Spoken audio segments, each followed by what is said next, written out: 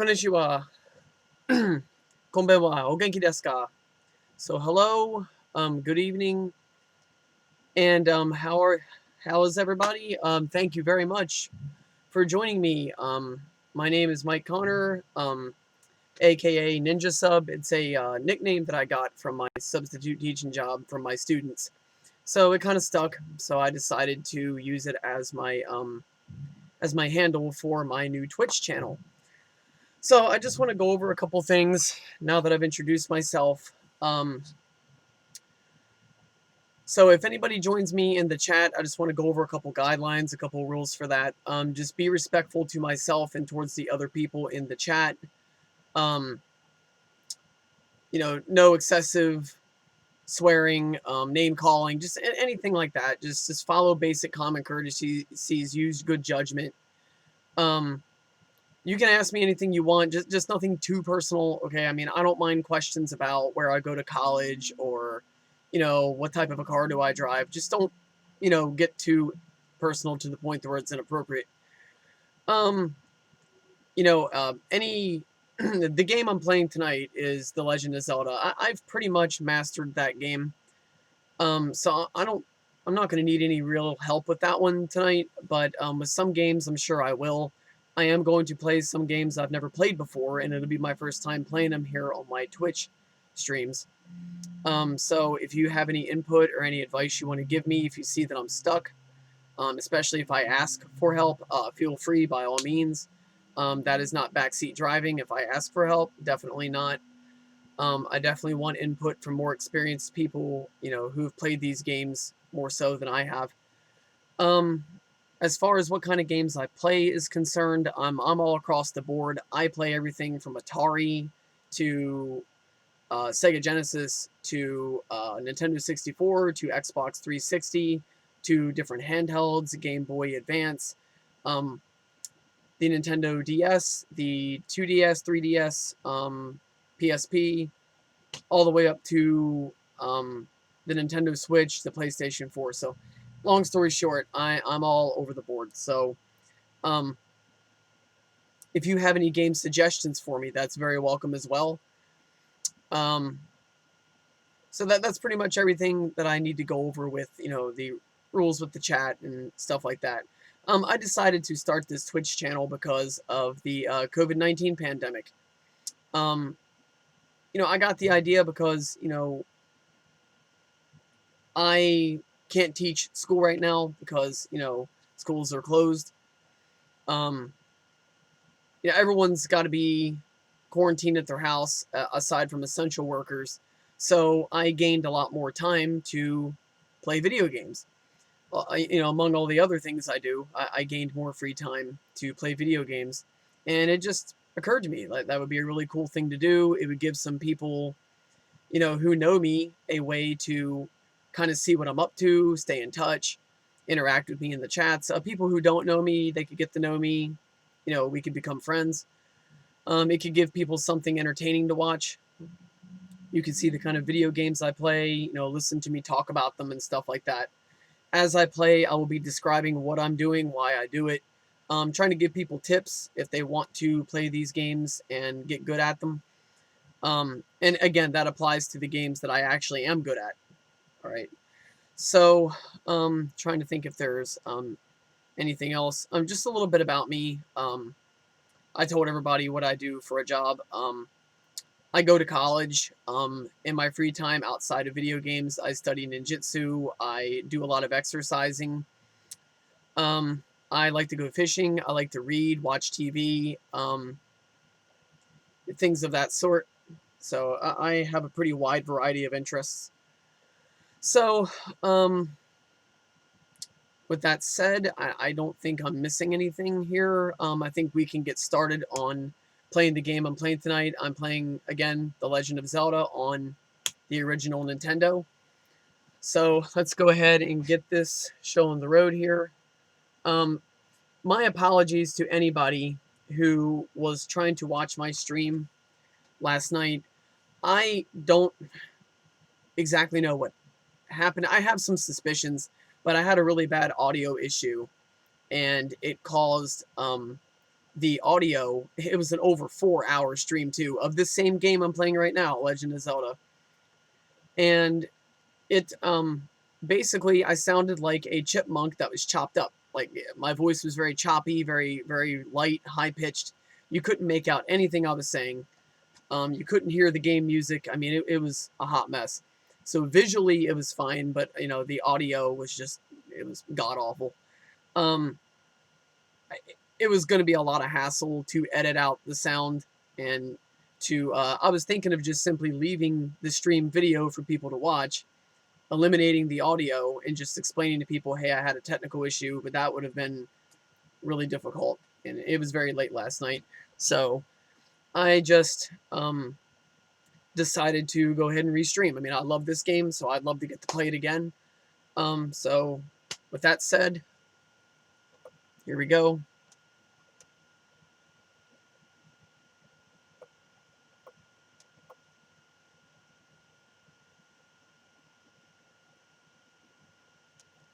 Just trying to adjust my windows here.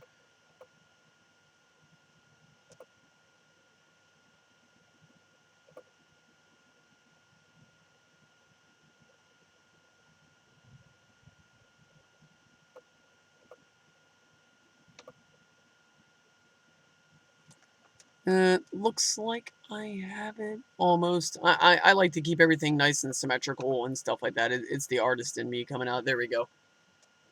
All right. And just to make sure there's no more technical glitches or anything, I'm going to watch my stream here as I'm doing it. So, all right, sounds good. As I'm doing it. It doesn't sound like we're having any issues. All right.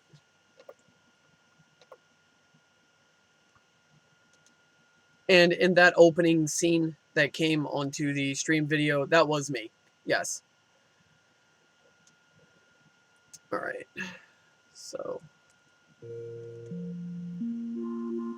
we have the Legend of Zelda. And I will tell you, for anybody who is not familiar with this game, it is straight up awesome. You should definitely grab a copy. And in fact, I'm going to tell you, the original Legend of Zelda, not the original Legend of Zelda, excuse me, the original Nintendo is a really, really cool system. I completely love it. That's actually one of my favorite systems that I own. Out of all the consoles that I have, it's one of my top favorites. I would say it's in my top 3.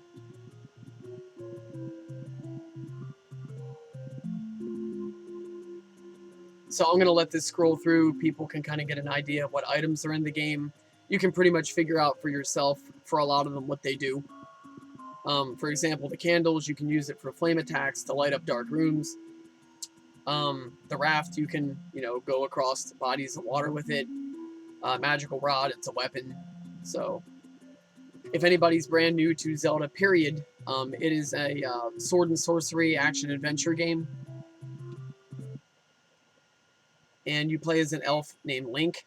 You live in a land named Hyrule, and you have to rescue a princess. She's the princess of the Kingdom of Hyrule. Her name is Zelda, hence the name Legend of Zelda. An interesting thing to bring up. Okay, when you register your name, okay, an Easter egg, if you go and register your name as Zelda, you will immediately skip to the second quest of this game. This game has 2 quests. You have the original first one, which is what I'm going to do, and it's hard, it's cryptic. But then there's the second quest, which is harder and even more cryptic. So it's going to be a unique challenge for you. I don't see anybody in the chat, which I'm not really surprised, honestly. Being able to, get this stream going and being able to do it successfully and smoothly has been quite a challenge for me recently. So I did this stream kind of spur of the moment. I had it all planned yesterday. I kind of had it planned about an hour in advance. Long story short, it's been a hot mess. So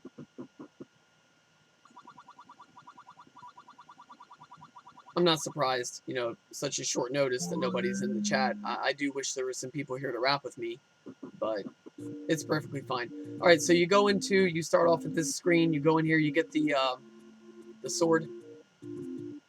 Some people call it the wooden sword, which I think that's quite funny. The idea of Link fighting all these horrible monsters with a boken or a wooden sword.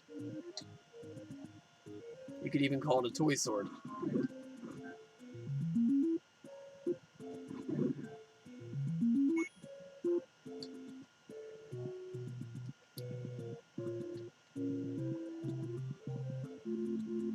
Alright, so what I'm going to start... Oh, I keep forgetting I can't block.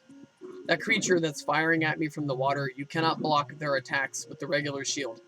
You have to get the magical shield. What I normally do when I first start playing this game is I work my way towards the woods, which is where I'm heading now. You go west. So I'm going to head over there right now. Actually, really cool, that blue Octo Rock right there just gave me a set of bombs. And I'm going to show you why those are very, very handy. They are handy because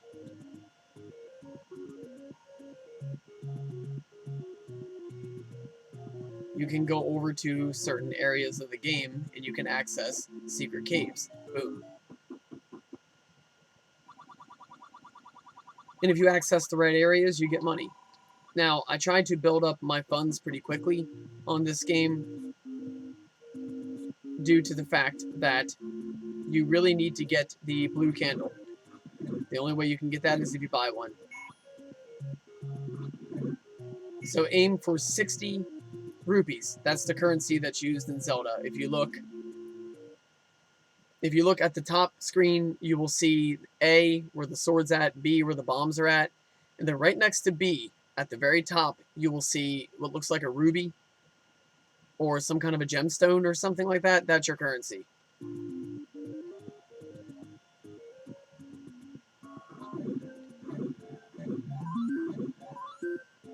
Okay, these right here are fairies. They give you back several hearts of life. I don't really need them now, but they're always really handy to have around. These creatures here are called Tektites. They give you a lot of money, so keep that in mind. The blue ones give you a lot of money.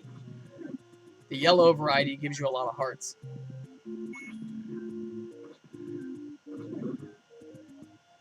So we're at 42 rupees, so we're getting there. We're doing pretty good. And these guys right here are called levers, and they give you quite a bit of money as well. Okay, when you find these secret caves here, always get the heart. You don't want to waste your time getting the medicine because you can get medicine later without sacrificing a heart. If you grab that medicine, you don't get that heart, ever. It's gone. And that can really mess you up later in the game because it gets pretty tough. Ah.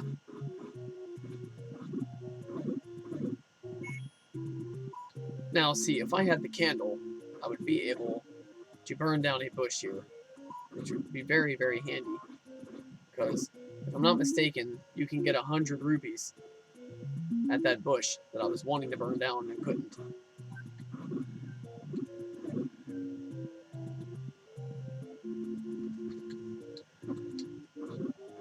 Yeah, for the future, I'm going to try to plan these streams out more in advance, give people more of a heads up.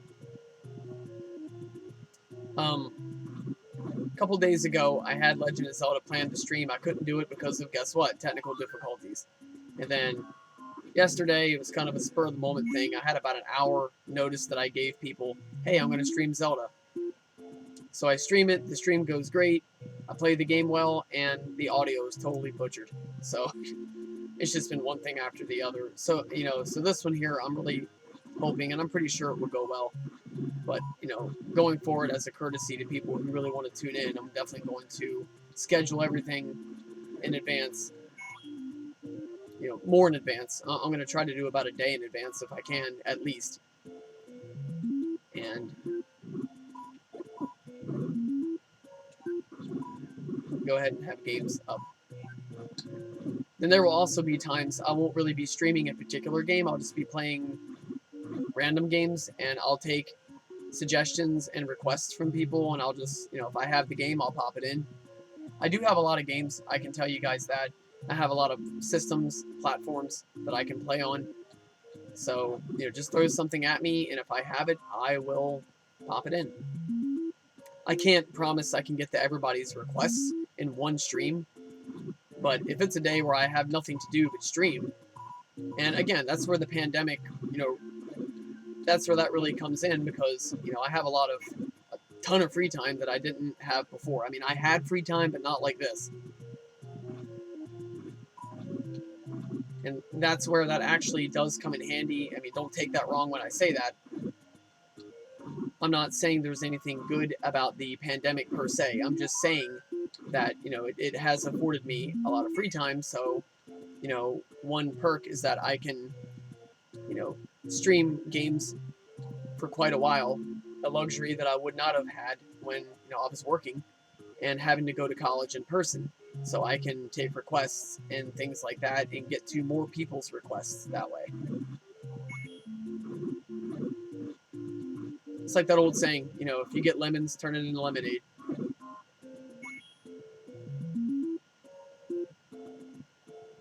Alright, so now you see that I have 60 rupees. So what I'm going to do, actually, I just went right by a secret area.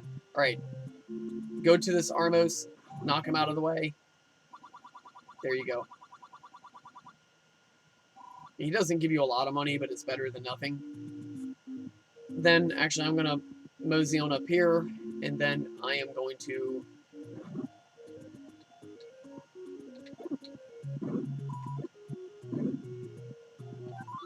access another secret area. I will advise everybody, don't get too carefree with your bombs. They're a powerful weapon. If I'm not mistaken, they're as strong as the Master Sword. Okay, real quick explanation here. In the original Legend of Zelda, you have 3 swords. You have the regular or wooden sword. It's pretty weak. Then you have the white sword, which is pretty strong. And then you have the Master Sword. That thing is a beast. Bombs are as strong as the Master Sword, as far as I know. So that should show you that bombs are a very, very potent weapon. They really pack a wallop. So they're a good go-to weapon. Just make sure you have plenty of them before you use them. Like these jokers here, I'm just gonna get him. Now, blue moblins, these guys I'm fighting here, they give you a lot of bombs. The only catch with them is they're strong. It takes 3 shots with the regular sword to kill them. Alright, so you go here, there's the candle. Always get that candle first. I tell people that's one of the first things you want to buy. The second thing I would buy would be the magic shield. It very much comes in handy in this game.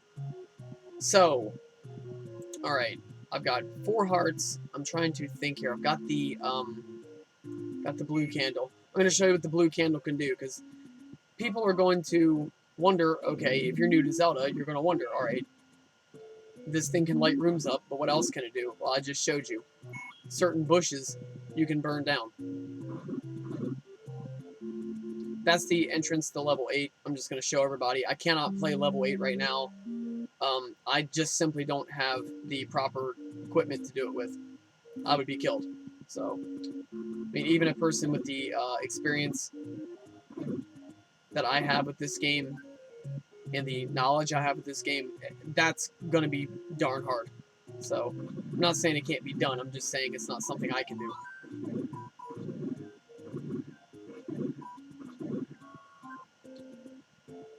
So, here we go. Trying to think here. I need to grab another container heart. I'm trying to figure out where I would need to go for that. Ow. For that.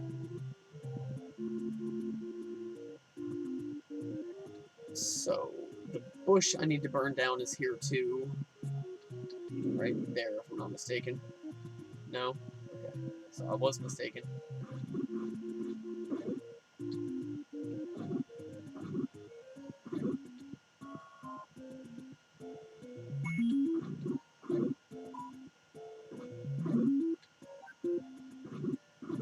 Another thing to note, When you're playing Legend of Zelda, and this applies to most of the Zelda games, when you're on full health, you can throw these sword beams. The sword beam that you throw is as strong as the sword that you're using. I'm taking too many hits here.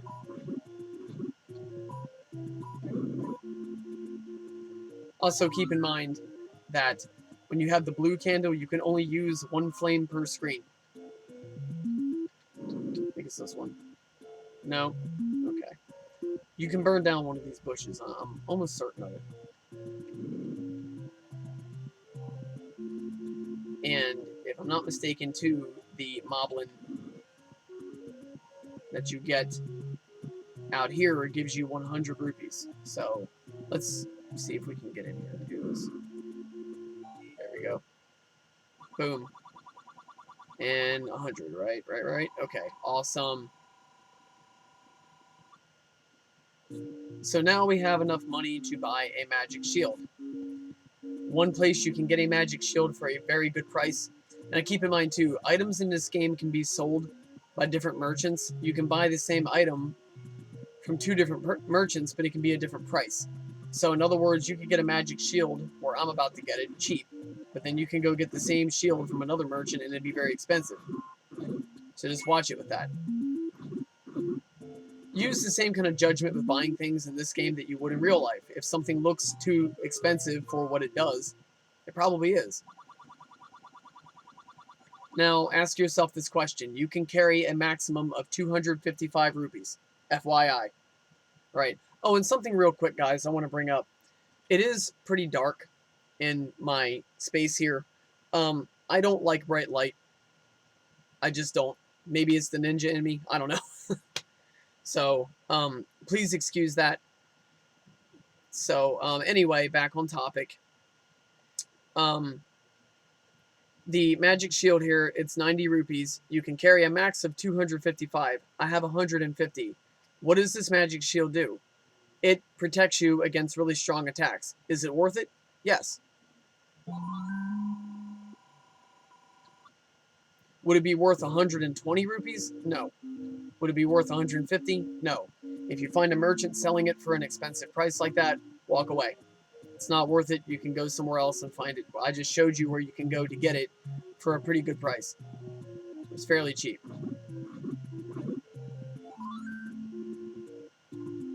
Alright. Now, I'm going to show you where I can get the other container heart.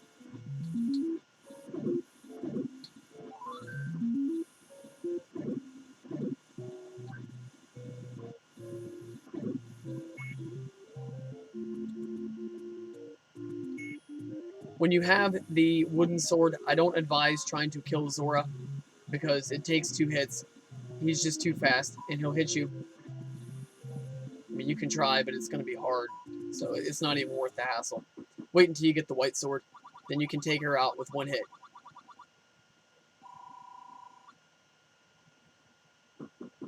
Could I kill Zora?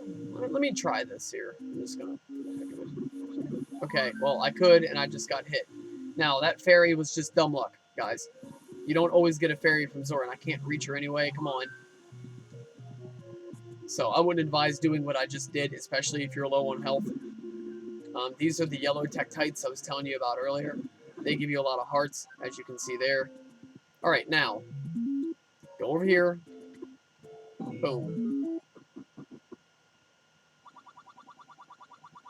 Again, always take the heart, never take the medicine. You can get medicine later from another person that sells it. Actually, if I'm not mistaken, I'm right near the guy that hooks you up with the prescription to get the medicine. What does medicine do? If you're low on health, it fills it back up.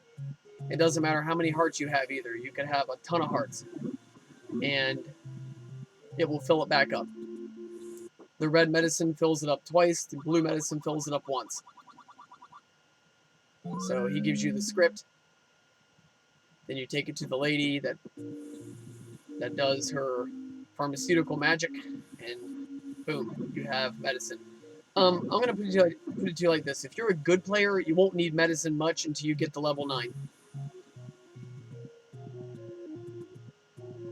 Now, that is not to say that anybody who needs to use it prior is a bad player. I'm just saying, if you really know this game, and you know you've been there, done that, like I have, then you know there it is.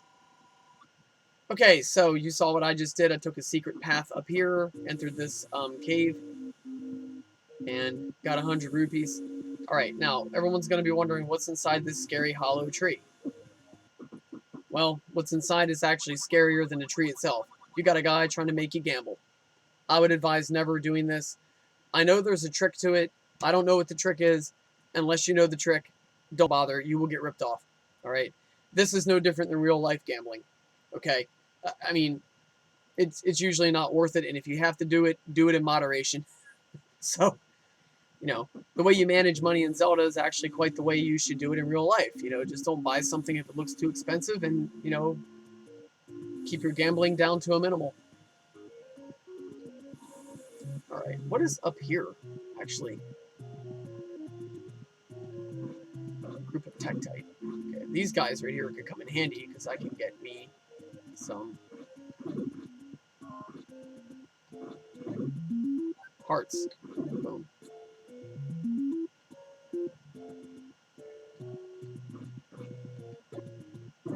Oh yeah, there we go.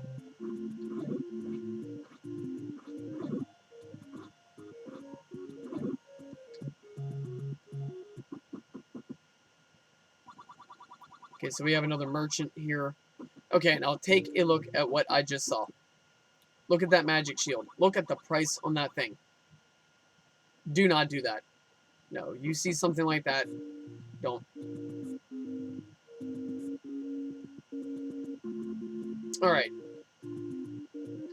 So I'm going to take me a shortcut here. This is the, I think this is called the Lost Mountain, the Never-Ending Mountain, something like that. Anyway, I'm going to venture up here. Okay, do you see that blue thing right there? It looks like a half human, half horse, like a centaur. Watch him. He's strong. You must have the magic shield to block his laser beams. I wouldn't even bother fighting him right now. Just go in here. If you have 5 hearts, you can get the white sword. But you need 5 hearts. No exceptions. Now I'll show you what the white sword can do versus the wood sword. Wait till Zora comes over here and I'm going to show you what this thing's got. This is a really, really, really handy weapon.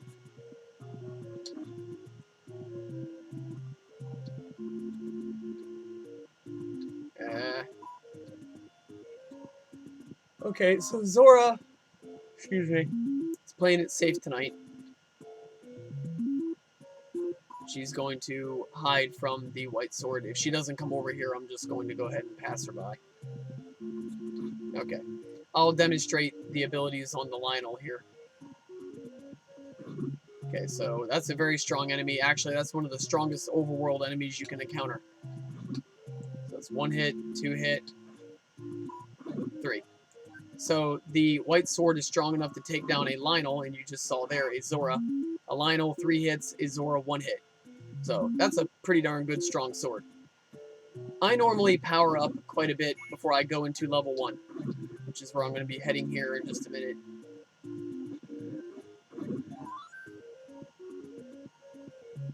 You can walk into this waterfall, and what you're going to get is you're going to get advice on how to reach level 5. You know, I don't need to do that. Anybody watching, you're not going to need to know how to do that. When I get done doing this stream, you'll see. And just an FYI, guys, I'm going to try to finish this game here in 1 stream. If I cannot, I promise I will do it later today.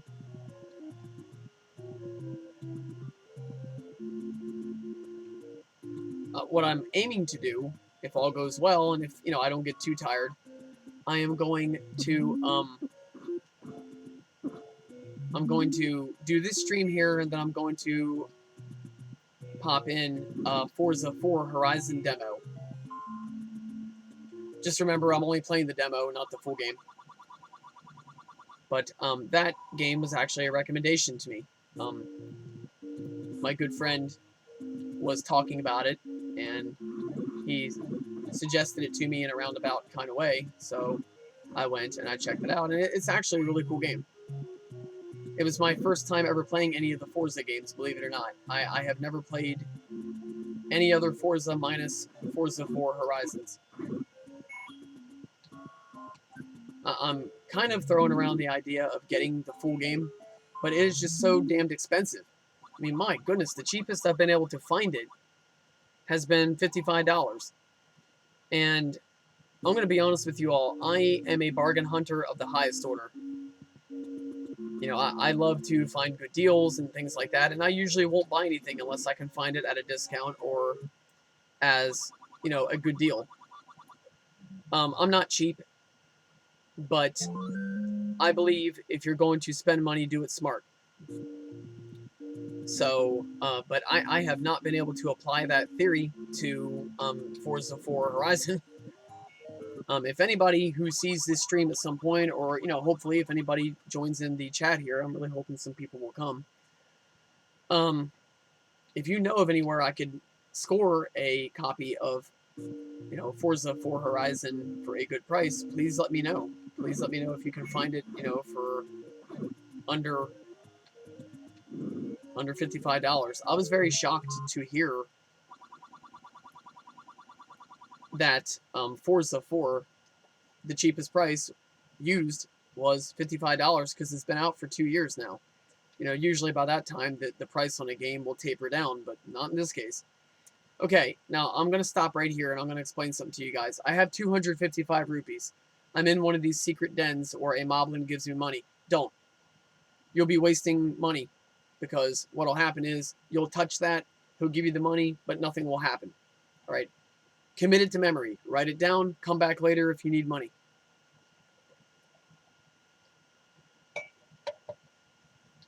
You know, you don't want to get greedy. You don't want to think, oh, there it is, and just walk over and grab it, because that would be such a waste. All right, now, what I'm going to do, for people asking, why haven't you went to level 1 yet, I'm going to do one more power-up before I do that. Actually, you know something? Versus powering up like that, I was going to get the blue ring. The blue ring reduces damage that you take by half. The only thing I don't like about it is that it changes Link's tunic to a blue color. I like him in green because he's an elf, you know. He's a breed of elf called a Hylian. And as such, I think green suits him better. You know, when I think of elves, like the Keebler elves and stuff, I think of green outfits. I don't think of blue, you know, so maybe I'm just being too picky. I don't know. But who am I to give Link fashion advice? Alright, so the next thing I would recommend you get, if it's early in the game, arrows. Right, get arrows. Reason being is because when you go into level 1 and you get the treasure for level 1, that's another thing too. In Zelda, normally when you go into a dungeon, you get at least 1 treasure per dungeon. So, and very, very handy stuff. Some of the stuff you get, you need to have to complete the game. The bow and arrow is no exception. You will need that to finish the game. There's no way around it. So anyway, now I'm going to go over to this moblin here, and I'm going to let him hook me up with some money, because I just spent some on that, that arrow. I can't use the arrows yet because I do not have the bow, but the cool thing is once I go into level 1 and I get the bow, I've got the arrow, I'm good. So I can start giving the bad guys hell with my bow and arrow. Alright, here's the dark side of burning bushes down. There's always a catch, so I'm going to explain what that is. Alright. Burn this bush down. Boom. You see that staircase come up. You're like, oh, wow, you know, I get to go in there and get some rupees. Well, in some cases, here's what will happen. You would get some grumpy dude that will swipe away 30 rupees with no conscience, no remorse, and apparently he has no insurance either. Because if he's going to charge you for the door repair, he definitely is not with State Farm. So, yeah, he will swipe your money, and that's the end of that. Alright, so, you know, I was the guinea pig for that demonstration, but here you can get 100 rupees. And that is perfect for what I'm about to do, because the blue ring is damned expensive. I'm going to tell you what, it will drain your wallet in a hot second, as you're going to find out here when you see me go and get it.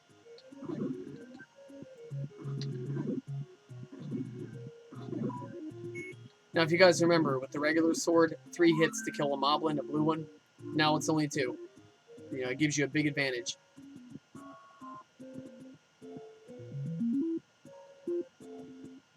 Give me 1 second, please.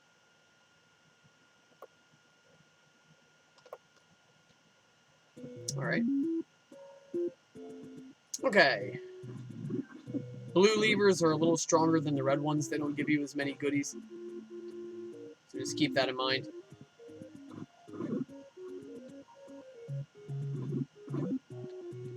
Now, with these guys here, this is called an Armos. You touch them, they come to life. 3 hits with the regular sword, 2 hits with the white sword, 1 hit with the master sword. You don't get anything for killing them. It doesn't matter. I will show you right now what happens, okay? I can off several of these guys. Now, their attack abilities vary. You can get ones that are fast, like those, or you can get ones that slow, like that one.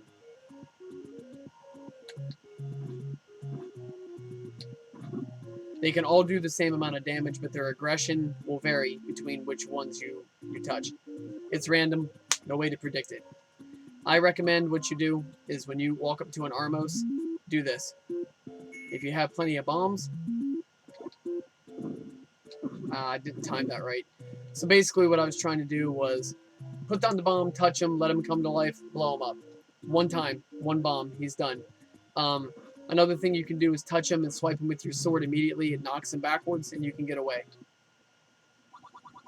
Alright, so we got the blue ring. Alright, it's expensive, but it's very well worth it.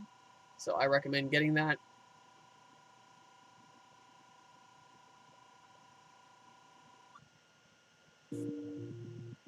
Alright. And no, leaving the merchant's den before he takes all your money won't stop him from taking your money. I've tried that. So, yeah. Nope. No trophy for that one. So, what I'm going to do now, since I barely have any money, something I want to tell you guys. I don't understand why, but in this game, every time you shoot an arrow, it takes away a rupee. I don't understand why they wouldn't just give you arrows that you could collect, like they do in the other Zelda games, and just keep it as a separate item, but no. I guess maybe it was a lack of memory. The Nintendo doesn't have the best memory storage, so maybe they had to save memory space and just, you know, couple arrow usage with rupee usage. I'm not sure. But, yeah. You gotta watch it with using arrows, because it will drain your bank account real quick.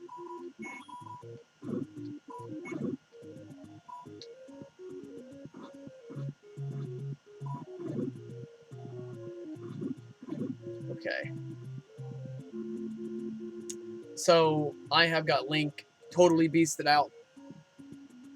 He is ripped and ready. He is ready to take on level, I'm going to say at this state, he would be able to go all the way up to about level 4 or 5 and be able to win. Oh, that prescription that I got earlier from that man up top of the mountain. Go inside here. Go over to this lady here. She is a pharmacist. You hand her this, and boom, she hooks you up with medicine. Okay, now, the blue one, again, that will fill your life all the way up, regardless of how many hearts you have. You can have 2 full rows. You could be almost dead. You use that once, you're back to full power. You can only do it once. Red medicine, you can do it twice. If you buy 2 blue medicines, it becomes a red.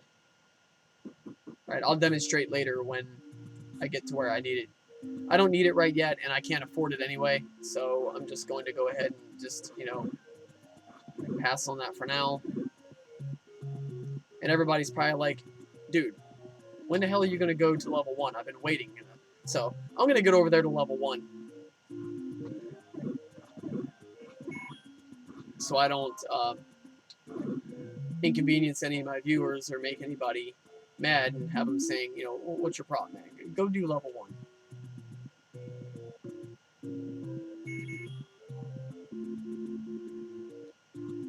what I'm keeping in mind too is when I stream these games, I don't automatically assume that everybody knows these games like I do. Some people are new to video games altogether. Some people are not knowledgeable about this particular version of Zelda. Maybe they're more familiar with the newer ones.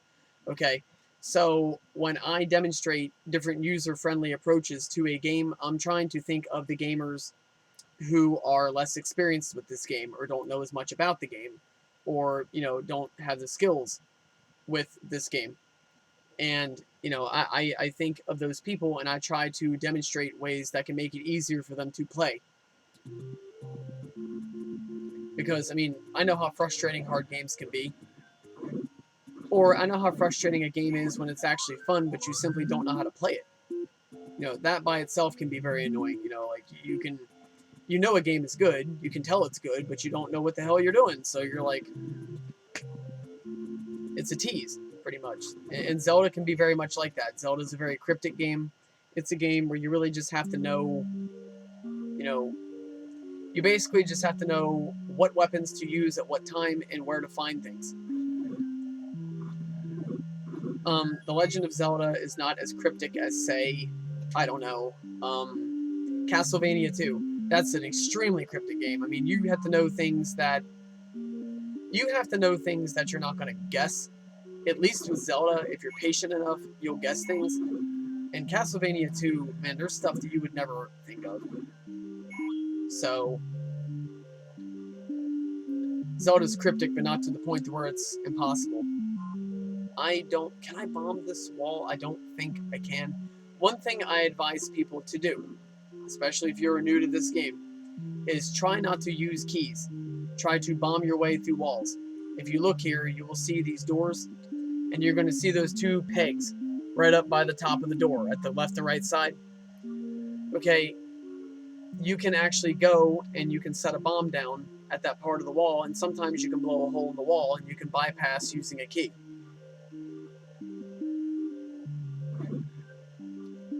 What happens is basically if you get lost in a dungeon and you run out of keys, you have to go buy one. And they're not extremely expensive, but they're expensive enough, especially if you have to keep buying them all the time. That really gets to be a nuisance. So conserve your keys. You may need to, even with all the practice I have with this game, I've been playing this game for a long, long, long time. Some of these dungeons can get very confusing. They can get very, they can even get monotonous. You can feel like you've been in the same place 3 times when you have not. So I'm just going to say conserve keys as much as possible. If you have to use one, don't feel bad about it, but just try to conserve them. Now, in level 8, you do get a master key. The master key you can use infinite amount of times, but until level 8, you don't have that luxury. So, again, conserve those keys. Alright, so I got the map here. It tells me where everything is at. I don't need to go to the left. There's really nothing there that I really need to be concerned about. You definitely need to go up. By all means, you need to go up. So I'm going to kill this Staphos here. I'm going to take his key. You have to use the key. There's no way around it. Alright. These are called Gorilla, if I'm not mistaken. They are boomerang-throwing wolfmen. Okay, so the names of these characters in The Legend of Zelda, they are very creative and unique, to say the least. I remember reading the instruction booklet for this game for the first time when I was 8 years old, and my mind was just blown. I didn't know what was cooler, the artwork or the names for these creatures. Like these here, these are not bats, like you would assume, right? These are called keys. And Gorilla is not called Wolfman. Maybe that's because of a copyright thing. I don't know. But they come up with some really ripe names for these characters. Actually, the Angry Video Game Nerd, if any of you guys are familiar with him, he is really awesome, by the way. I want to throw that out there. His stuff is boss. Very funny. He even mentioned during one of his video game reviews about how unique these Legend of Zelda creature names are. So, yeah, that should show you how notorious they are. I think I can bypass that. that key right there. I think I can go here and blow a hole into a wall. Kill the Staphos. Every chance you get, kill them. They give you a lot of good stuff, a lot of money and things like that. So here we got another room full of these keys here. Not bats, people. Keys. Keep that in mind. In every dungeon, you get a map and a compass. I'm going to say get the map. You don't really need the compass, but it helps. So the map is essential unless you have these dungeons memorized. But the compass, not really. Okay, so we got some more Gorilla here. In this room here, if I'm not mistaken, I get the boomerang. Now, that's a very handy weapon. I want to explain something. You don't need every single treasure in The Legend of Zelda to beat the game. There are some treasures that are optional. The boomerang is actually, believe it or not, optional. You don't need it, but I'm going to tell you it's very handy. It can stun stronger enemies, kill weaker enemies, and you can collect goodies that are out of your reach. So, I would say get it. Okay, this guy here that I'm attacking right now, he's called Wallmaster. He grabs you, he'll take you all the way back to the beginning of the dungeon. Don't let him touch you. But the perks is, if you have the white sword, you can kill him in one hit. And he gives you a lot of really good stuff, as you're seeing right now. Now I am going to fight Aquamantis. He is a combination of a dragon and a unicorn. He's a pretty strong boss, but he's got a very predictable attack pattern. He moves back and forth. Like you see, he doesn't come any closer than you see. Well, wait a minute. Am I wrong? Can he actually move closer to you? Okay, so he cannot move any further than the 4th tile in front of the blocks there. So you got the door, you got 1, 2 blocks, and then you have 1, 2, 3, 4 tiles. He can't move out any further than that. Let's retest that. Because I didn't think he could go out any further than he is right now, honestly. So that shocked me. I guess he's feeling bold today. So yeah, he can move back and forth, but his range of movement is limited. He cannot move up and down. But he can shoot those tri-beams in different angles. As you're seeing right here, I'll demonstrate again. He's going to boom. So, if you got the magic shield, he is out of luck because he cannot hurt you as long as you are not stabbing with your sword. Keep in mind, the shield will not work if you're stabbing with your sword. If you're doing this right here, and an enemy attacks you, you'll take a hit. So, just some basic combat information 101. Alright, so I'm going to go ahead and kill Aquamantis. He can take 4 hits from the white sword, if I'm not mistaken. 3. He is vulnerable to arrows, sword beams, and bombs. I think he is vulnerable also to Wizrobe's wand, but don't quote me on that.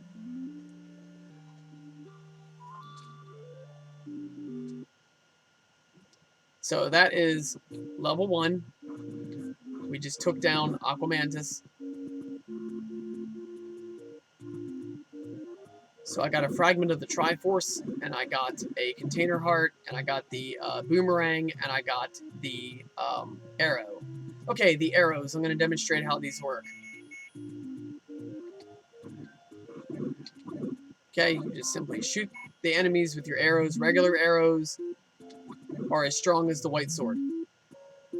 Later in the game, you will get an upgrade. It's called the Silver Arrow. And let me tell you, those mothers are strong. The Silver Arrow's attack is as strong as the white sword, or the Master Sword. So if you're rocking the Master Sword and the Silver Arrows, I mean, you're going to have enemies scattering and hiding. Not literally, but yeah, you get the point. Alright. So I'm going to head towards the east here. This right here. I think this is a bush you can burn down, and I think it is also somebody who takes your money. Maybe I'm wrong. I think it's here then. Yeah, I'm pretty sure it's here. Here we go.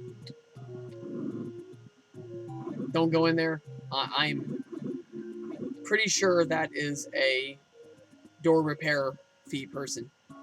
You know, I never understood. Link is a pretty big, strong elf.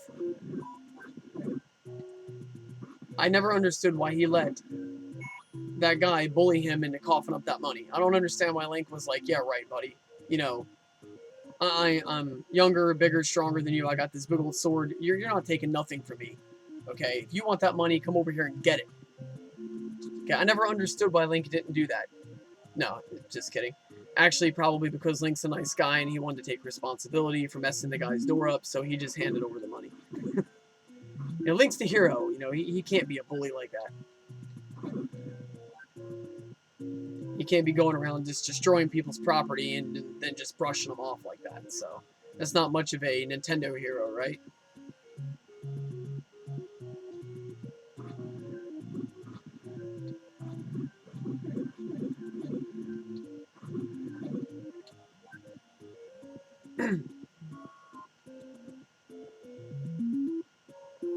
Alright, so this is where you will locate level 2. I always thought this stage here, this screen looks like the United States map, kind of.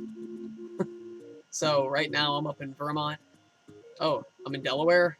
Let's go down to Florida, hit Texas, go up through Kansas, Midwest, up here to North Dakota. Let's hit Canada. And this is kind of shaped like Canada, actually. Sort of. So, alright. We're at level 2, the entrance to level 2. This is actually one of my favorite dungeons in the game, and I'm going to show you why. This dungeon will load you up. If you're low on money, if you're low on health, if you're low on bombs, if you're low on anything, pretty much, they will trick you out. So, alright.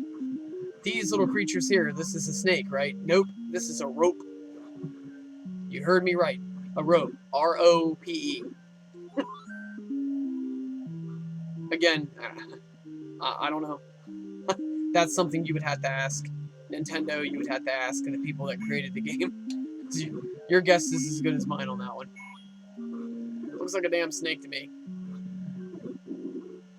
Really mean snake with red eyes. So, alright, so we got a room full of ropes here. These ropes are trying to wrangle me. Alright, if you get that alarm clock, it freezes everybody, you become invincible. This is basically Zelda's version of the invincibility star in Mario. Alright, now, as you can see here, I'm really racking up a lot of keys. Alright, what I'm going to tell you to do in this level, another really awesome thing about this level, is you don't actually need to use any of the keys to open most of these doors, if not all of them, if I'm not mistaken. I'm going to find out here.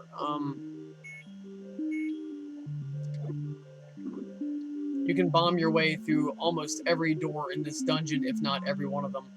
I'm going to see. I think I might need to use one key to access the boss character. Alright, so we got a room full of Gorilla.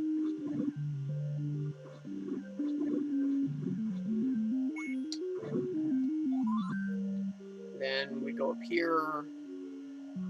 You will encounter some blue Gorilla in this level, if I am not mistaken, if I'm remembering this correctly. Actually, one really handy thing that came from doing that stream yesterday, I may had done that stream for over 4 hours, and I couldn't keep it up because the audio was so atrocious. But one good thing is, it refreshed my memory with a lot, there they are. It refreshed my memory with a lot of things about Zelda that I had not entirely forgotten, but it wasn't fresh in my mind because I had been playing mostly Zelda 2 recently. So, it helped me kind of, I'm going to say, sort out, you know, one thing from the other, one game from the other, so I wasn't confusing locations of different items and all that sort of thing. So that's one positive that came from that failed attempt at a stream yesterday, is that, yeah, I got a refresher class on, you know, where things are located at in Zelda 1. Because as I said, I've been playing a ton of Zelda 2 lately, and that's, you know, up to that point was the freshest Zelda game on my mind.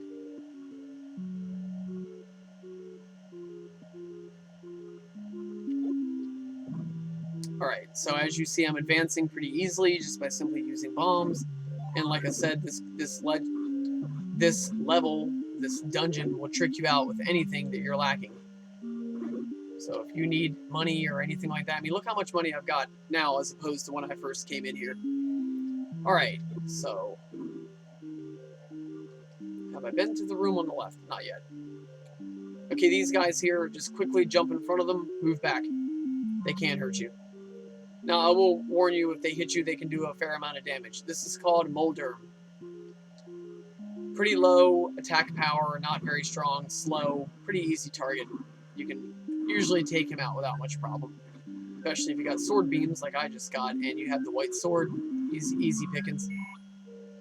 So, there you go.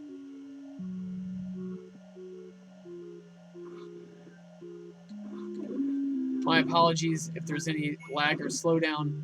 The Nintendo has difficulty handling many characters on the screen at once sometimes, as you just saw.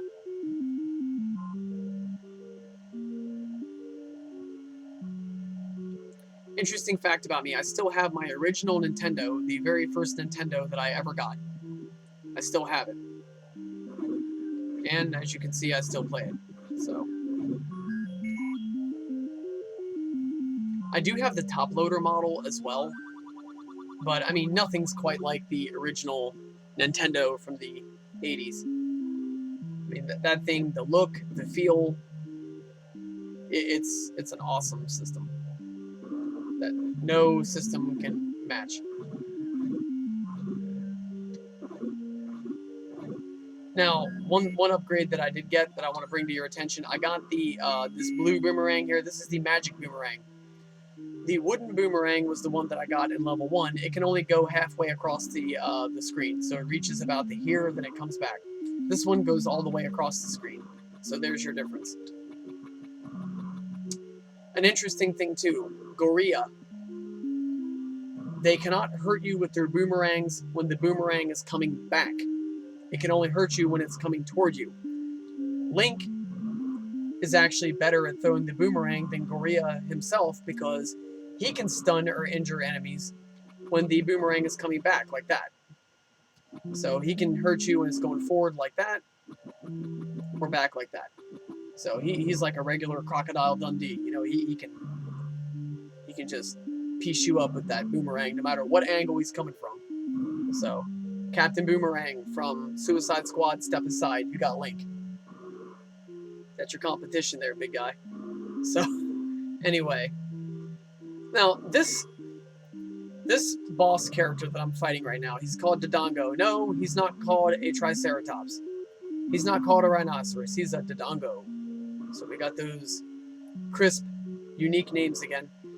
Alright, I kind of feel bad killing this boss because he actually does not want to hurt you. I'll demonstrate here, as you can see. I'm going to stand here. He will very seldomly ever come over towards me. He will literally walk right past me, walk away from me. He will not do what most other enemies in the game will do and come right at you and try to injure you. He just walks past you. He just minds his own business. So I hate killing him. I know it's just a game, but it's just the principle. You know, he's a passive creature. I don't want to hurt him. But you have to. There's no way to get over to the Triforce if you don't. So here's the way you do it. There's two different ways. You can go over to him, and this is awful, but you shove a bomb in his mouth. Okay, so I'm going to show you. Oh, look at that. If you do that one more time, it will kill him. Here's the catch. If you kill him that way, you get no items from him. He will not drop any bombs. He will not drop any hearts. I mean, nothing. You get nothing from him. But if you can time it right, and if you're lucky enough, because it is kind of a matter of luck, if you can catch him in a cloud of smoke from a bomb, he will be frozen and stunned for a couple seconds.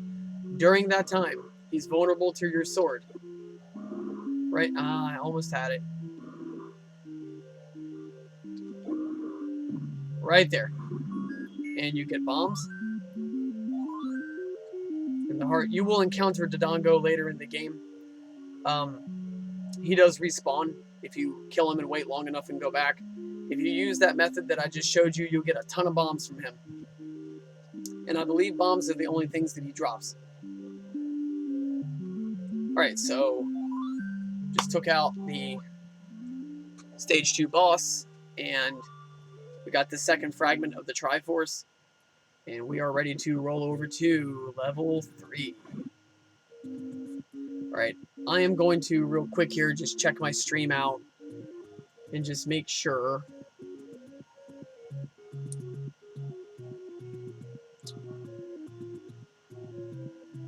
Just make sure that everything is going alright. Make sure that the volume and the sound and everything is not garbage like it was last time. And that's sad, because that was an awesome stream. I mean, I'm not bragging. I'm just saying, it was a good gameplay. It was an awesome stream. But that stupid audio, I don't know what happened, man. Just make sure that everything is going alright. Yeah. Sure okay, so we're good. And the sound and everything is not like it was last time. And that's sad, because that was an awesome stream. I mean, just be patient, please. Just checking this out. What happened, man? Alright. Just make sure that everything is going on. Good. Okay, please excuse me for a moment. I have to take a break. I will be right back.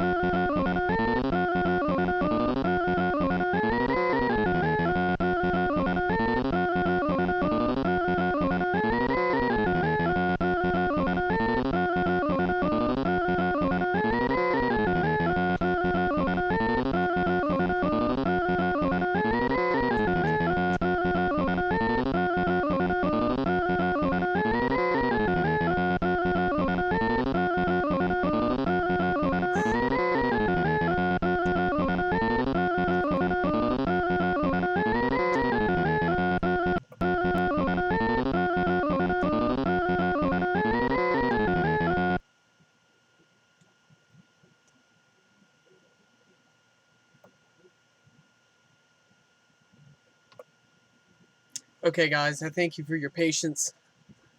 Still nobody in the chat, dang. Okay. I just had to go grab a snack, and of course, I had to grab my ultra cool Super Mario Brothers color changing mug. Yes. I mean, playing a game stream would never be complete without cool merchandise to go with it, and of course, mine is the coolest. So,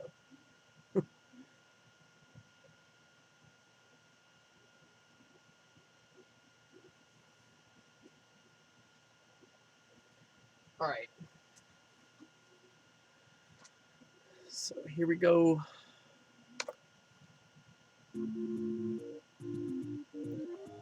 We are done with level 2. We're going to be moving on to level 3.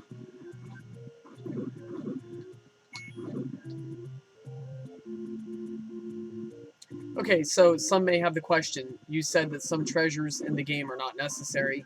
How about the magic shield? Is it necessary? I'm going to put it to you like this. If you are a very, very skilled player, or if you're looking to challenge yourself, you don't need it. But if you are new to the game, by all means, get it. I mean, there are some people that can actually beat the game without even using the sword. Or at least they can get up to the end of the game without even using the sword. That's incredible skill.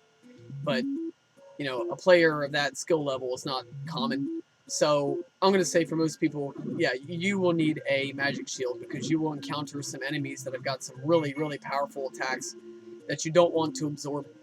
Really, I mean, so yeah, I would say get it. Um, things you don't need would be like the power bracelet, the book of spells. I mean, I know the book of spells sounds like something you would really need. No, you don't. It just gives you an extra attack that really isn't necessary.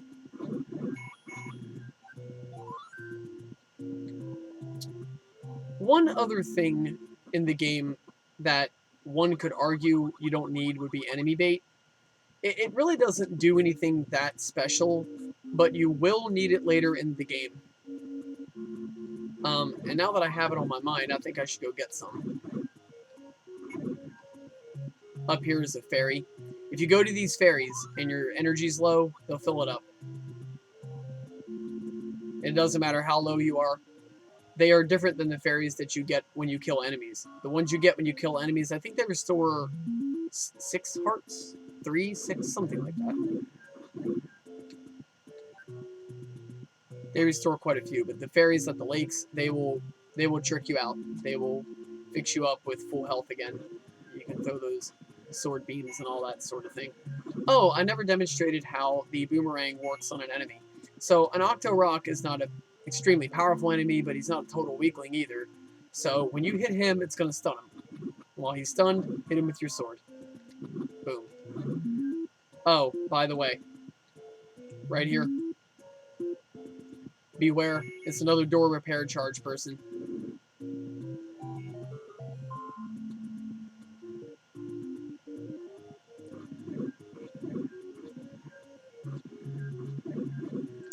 Alright, so thinking level 3, is there anything I could tackle before I go there to kind of help me out? And I'm saying no. So I think I'm good. I'm going to hit level 3. Now, one question some people may have if they're new to Zelda is, can you go in the dungeons out of order? Like, could you go to level 6 and go to level 4? And you can do that to some degree. You can do that to some degree, but there's 2 catch-22s of that. Number 1, you can't do that with every single level. For example, you could not go to level 4 and then go to level 2. The reason being is because there is a treasure in level 3 that you have to get to access level 4. So there are sometimes treasures you must access first. So I'm going to say you can do it sometimes, but not all the time. And another thing is, too, it's going to make the game hard as all sorts of heck. So it's already a pretty hard game, but you don't want to make it harder on yourself unless you're looking to do that. Now, if you're aiming to do that, then by all means, have at it. I'll give you an example of dungeons you can do backwards. You can do level 2 and level 1 backwards. You can do level 3 and then go to level 1. You could go level 3, level 4, and then, if I'm not mistaken, you could go to level 8. So, I mean, if you want to really, if you really want to put your nose to the grindstone like that, you can do it. Another thing to keep in mind too, look at my keys. I have 6 of them. Remember how I brought up earlier in the stream that you want to conserve keys as much as possible. So I'm up to 6 now. I've got 7. I don't know if I'm going to be able to keep this one. I'm pretty sure I can, if memory serves me right. Oh, these creatures here. Anybody want to take a stab in the dark as to what they're called? You'll never guess. Unless you know already, you're not going to guess. Those things are called Zol. Okay, now, these guys here, I need to warn you, they're called Dark Nut. No, they're not called a knight. They're not called a soldier. They're called a Dark Nut. Okay, again, your guess is about as good as mine. These guys are tough. They're skilled. They have good defensive capabilities. See that? You hit him from the side, nothing happens. Or from the front, nothing happens. He's got a sword and a shield very similar to Link's. He cannot throw sword beams, but he can stab the living heck out of you. And he's very skilled. He uses very unique attack patterns. He will come at you like this and then walk away. He can be walking away from you and turn around and stab you. They're very smart. You get 2 varieties. You get the red ones like these, and you get the blue ones. The blue ones are even harder. So with these guys, oh great, I got it, clock. Alright, so what you want to do with them is from the side, hit them, or from behind, hit them. Do not try to attack them from the front. Nothing will happen. You can also kill them with bombs. Another thing too, they got that really thick armor. Arrows can't do anything. So don't waste your arrows and your money on that. They're invulnerable to being stunned by the boomerang. And the flame just passes right through them. So they are really hard edge. So your sword and your bombs are going to be your key. Another thing too that's really cool is that Wizrobe's wand can actually hurt them. Wizrobe's wand is a unique item in this game. And the reason I say that is because the Wizrobe wand is as strong as the white sword and functions very similar to the white sword. It is a wand, but you can hit the enemies with it and it does damage just the same way the white sword does, and does as much damage as the white sword would do. And you can throw energy beams with the Wizrobe wand, and you don't have to have full life to do it. So basically, it functions, long story short, like a very user-friendly version of the white sword. So if you're vulnerable to getting hit all the time, the Wizrobe's wand is the go-to weapon. Alright, this is where the game starts to really test you as far as your skills with battle is concerned. Because these jokers right here don't play. As you can see, look at that. See the way he was fighting me? You're not going to get a fight like that from a Keese or from a Zal or any of those guys. Oh, and another thing too, one good thing about fighting Dark Nut is that he's very generous with the items that he gives you. And both varieties of them are, both the blue and the red. The blue ones take more hits to kill, by the way. I'm going to use bombs here because I say if you're going to use bombs, use it in an area where there's a lot of enemies, because you got a better chance of hitting them. You don't want to waste bombs. Now I'm down to only 3, so I can take it from here and just use my sword. But I don't feel it's worth getting involved in that great big mob of... I don't think it's worth getting involved in that great big mob of Dark Nuts and taking inevitable damage when I don't really need to. So if I've got bombs to spare, I'll bust them out. And I will use them to clear the room and get the numbers down, and then I will finish them off with the sword. So just giving you guys some battle strategy. Again, I keep in mind people who are not as familiar with the game. And my apologies to people that are familiar and you're like, dude, why are you telling us that? you should know we know that. Well, I'm making these streams when I'm able to do it. I'm making them. I don't think I needed to do that. I could have saved my key. Oh man. Okay. Well, you saw what I just did. All right. Well, no harm, no foul. I still got several keys here. So, but yeah, it's the idea. I could have avoided that one. Go up.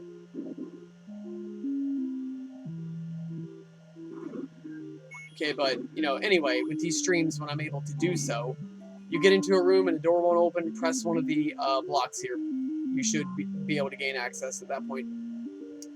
Alright, so I try to make these streams, I try to make them entertaining for experienced players and informative for inexperienced players that don't have much knowledge about the game yet. You know, when I'm able to do that for people, I try to do it, so...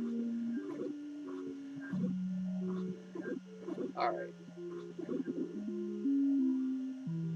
Something else to keep in mind, too. There are a few dungeon rooms in Legend of Zelda. There are a few dungeon rooms in The Legend of Zelda where you will get trapped, and there's no way out. You can't push a block like this. The doors won't open. You have to actually bomb your way out. Always make sure you have at least a couple of spare bombs, because if you happen to stumble into a room like that,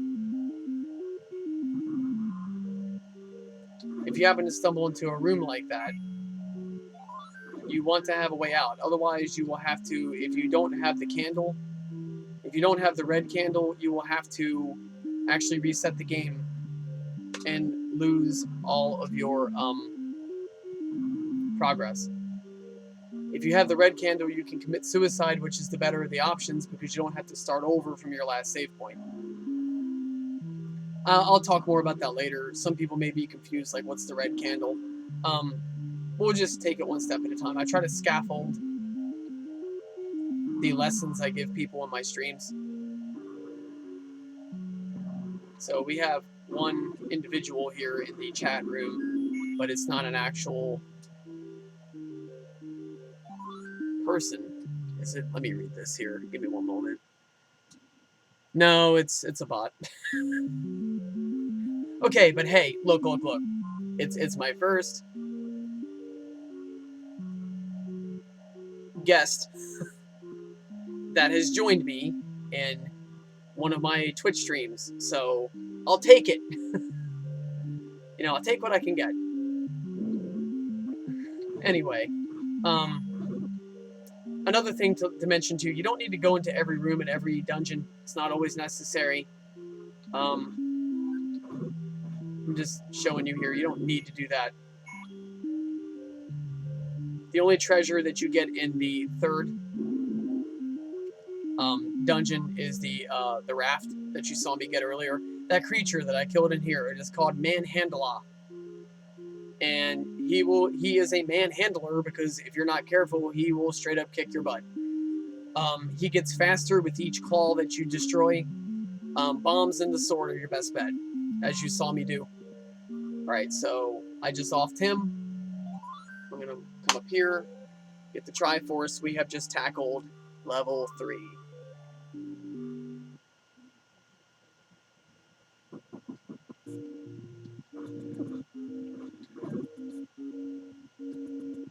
Alright, so now, as you can see here, my hearts are really starting to build up. When I get a full row of hearts and then 4 on top, I am able to access the Master Sword. That is the criteria in Zelda 1 for... That is the criteria that they use in Zelda Part 1 for when you can do your sword upgrade, is depending on how many hearts you have. 5 for the white sword, which is awesome, because you can get 5 hearts before you even enter the first dungeon. And then 1, 2, 3, 4, 5, 6, 7, 8, 9, 10, 11, 12 for the Master Sword. Alright, now, so I can access level 4. I'm going to go ahead and knock down some bad guys here, get some money. And I'm going to go up here and get that enemy bait. Actually, I've got plenty of money to get that with. Again, keep in mind, arrows use up money, so you want to have extra cash on you for that reason alone. If any other reason, if for no other reason, that's why you want to have it. I'm gonna put it to you like this: the main villain in this game is named Ganon. He is a big, mean mammer jammer, and if you get all the way to him and you're broke, you're not going to be able to kill him. You need to be able to use your arrows, so make sure you have money to use arrows.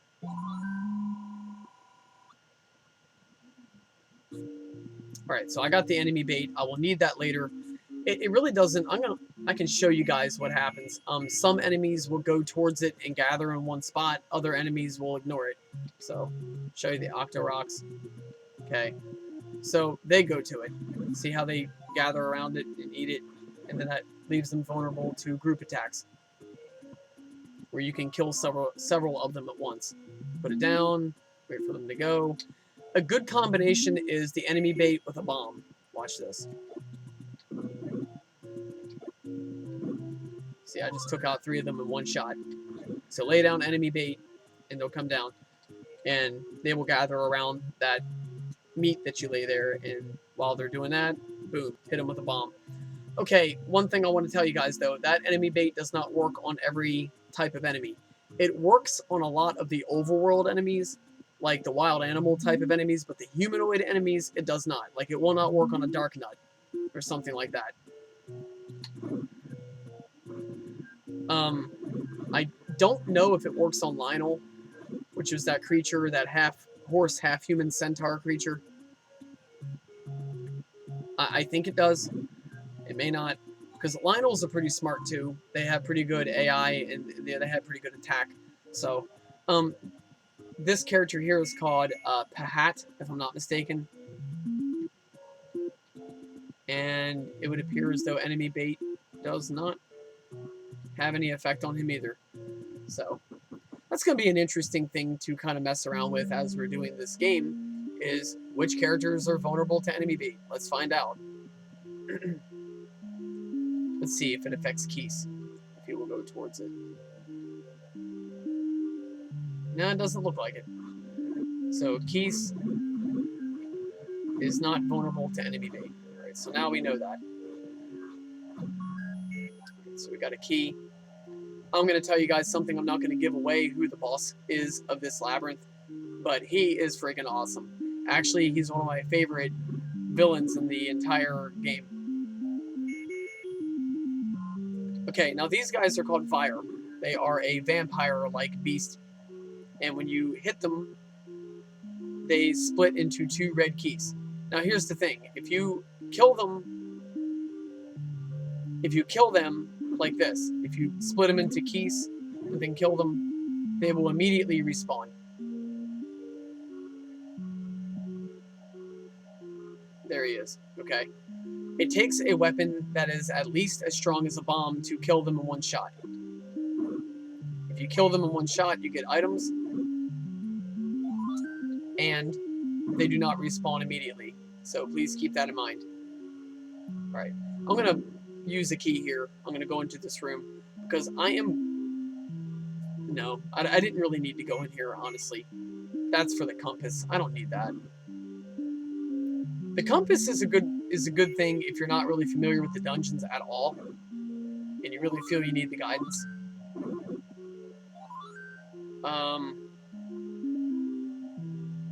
I don't need it, especially for this level, because this dungeon is basically one of those type of dungeons where you pretty much know if you've been in the room yet or not.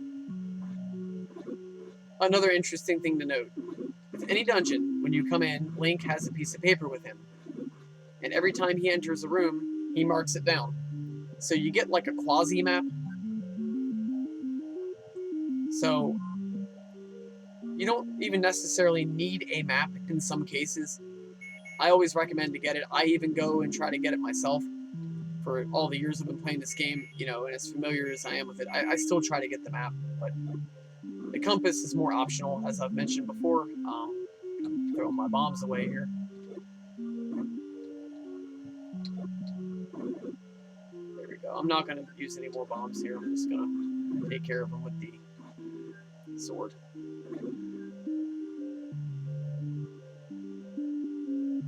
All right, now, another trick you saw me doing is taking the blue candle and boom, lighting up a room. Just keep in mind you can and should do that. Don't try to navigate rooms that are dark. I just tell people don't. Now, you need to go this way. I'm going to show you why. Take care of these wire and keys here. Oh, and here's where the boomerang can actually kill some villains for you. They can take out a keys. There's a couple other ones I'll demonstrate at some point. All right. All right, you definitely want to come in here. Okay, these creatures right here, the one I just hit.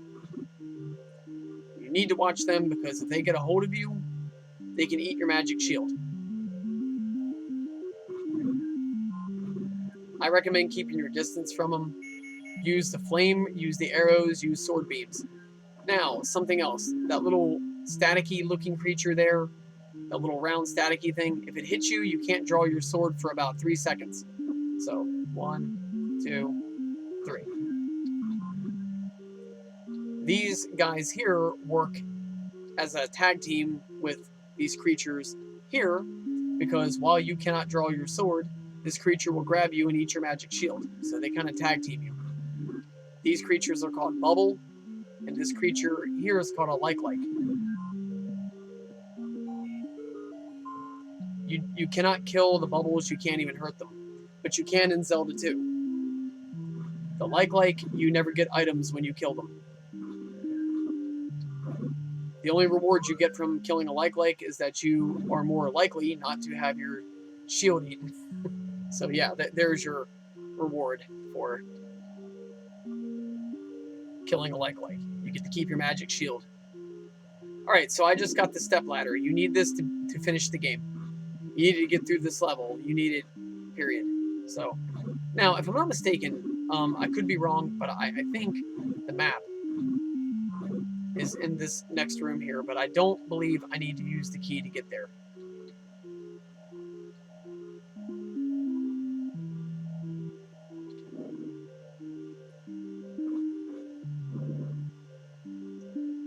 Alright.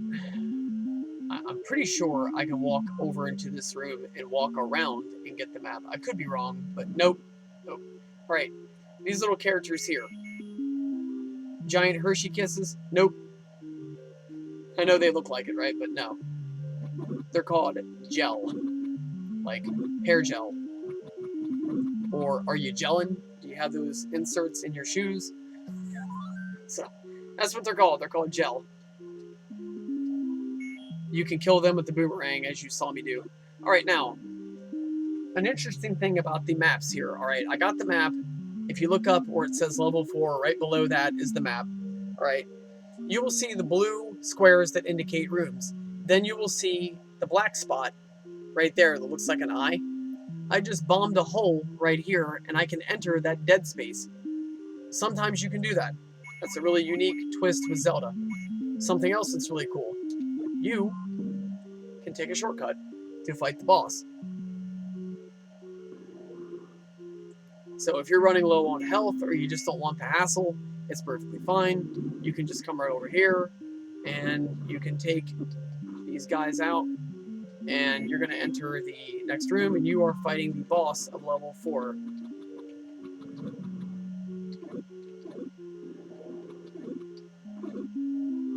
Push the block and boom, you are on level 4. And you are fighting one of the coolest enemies in this game, beyond any doubt or argument, and that is Gleeok, the multi-headed Hydra-type dragon. They don't call him Hydra, they call him Gleeok. You cannot block his attacks with any kind of shield. It takes about 3 hits per head to kill the head. When the head is dismantled from his body, it will fly around and still try to attack you. You have to dislodge all the heads. You got to lop off all the heads to kill Gleeok. He's got pretty good attack power. Don't take too many hits from him. Alright. I was able to be pretty aggressive there because I had a lot of life. If you're running low on life, strategy. Hit, run, dodge the attacks. So hit. Let's pretend this is Gleok's head, right? Hit, move, get out of there. Hide in a corner, move over, come back, hit, move. Okay, something like that. Use an attack pattern of that nature. And you should be good. If you're newer to this game, or, you know, if you... And I'm not being mean by saying this, but I'm saying if you lack skill with this game, around right now is where you want to start buying the medicine water. Alright. And you know, not everybody's going to be good at Zelda. You can be experienced with it and still not be good at it. But then again, you can be really good at other games. So, I mean, just because you may not have extraordinary abilities with this game doesn't mean you don't with others. So, we have... I need 2 more hearts to be able to access the Master Sword. But there's one really cool thing here that I just remembered I can do since I have all these cool treasures from the dungeon. I'm going to go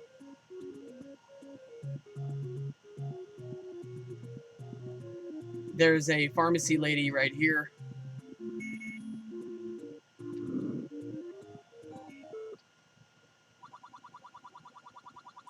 I'm going to buy...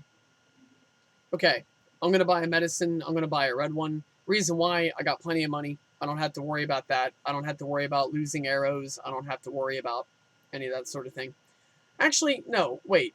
I'm going to do something for you all, and I'm going to demonstrate what happens when you buy a blue water. Okay, let's just say you're confident. You're like, I don't need to waste 68 rupees on a red water. I'm going to get the cheap one, the blue one. I only need one. Okay, and let's just say you get roughed up and you come back and you're like, man, I really, really need a red one. Now, see that blue one right there under the B at the top of my screen? If you get 2 blues, it becomes a red.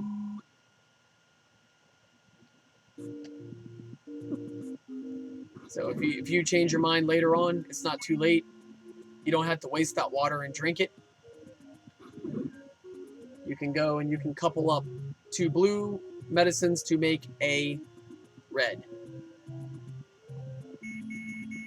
Alright, so what I'm going to do now, I'm going to head east, because there is a beach over here.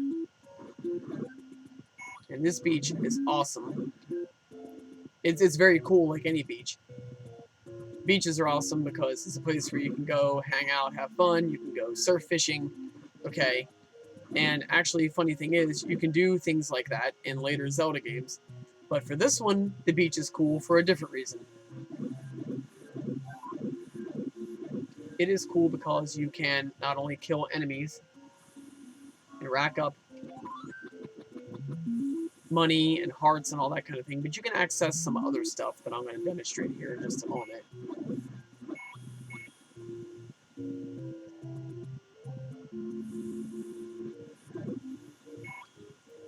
Okay, blue Octorok, they tend to give you bombs. But they are slightly stronger and more aggressive than red ones. But their attack power and the damage they do is the same. So keep that in mind. Alright. If anybody's wondering what that cave is, it's a merchant. You can buy arrows there. I already have that, so I don't need to do that. Alright, so here's why this beach rocks. Alright, Rehoboth Beach, Dewey Beach, Venice Beach. Eat your heart out, because here you can actually get a heart. Boom. Show me another beach where you can do that. Okay, so Link can go to this beach and get tricked out. And he's being a beach bully right now because he's, you know, smacking around all these Octoroks. And not only is he doing that, but he is also taking out that Zora right in her own turf. Alright, so you go to that loading dock. You can use the raft. You can come over here and check this out. Boom. Now, what does that mean, guys? That means I can access the Master Sword as early as level 5. Alright. So as early as level 5, I can access the Master Sword, and I'm going to do that. I'm going to do that because, you know, why not? I mean, if it's going to help me take out enemies quicker, easier, you know, if it's going to enable me to, you know, take less damage and have a good defensive offense, go for it.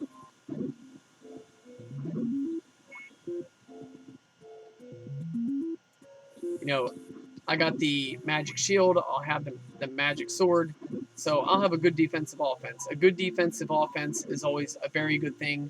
That applies to anything. That applies to martial arts, that applies to finances, that applies to gaming, that applies to darn near anything. You know, if you got a good defensive offense, you know, you can protect yourself and you can fight back if need be. So, and Zelda's no exception. You know, when you got that defensive offense going for you, you got a winner. There is a person you can access here that will give you advice. You don't really need to do that. Don't worry about it. Now, you want to access level 5. I'm going to demonstrate real quick how to do that. Go here and go up, up, up, and up. And boom, you got level 5. You want to get out of there, go back down, go left. If you go right, it will lead to a dead end. The screen will just keep repeating itself. All right. As I mentioned earlier, the lady at the waterfall, that's the advice that she gives you. She teaches you how to get to level 5. But that's a cryptic area, but not too cryptic. You know, I mean, if you just experiment with your traveling, you'll find level 5. That's actually how I found it. I just found that little area, and I just kept going up, and boom. Okay. You come over here. I don't have bombs, so I can't show you. All right. It is one of these two rocks right here. You bomb it. It's a door repair charge, guy. Don't go in.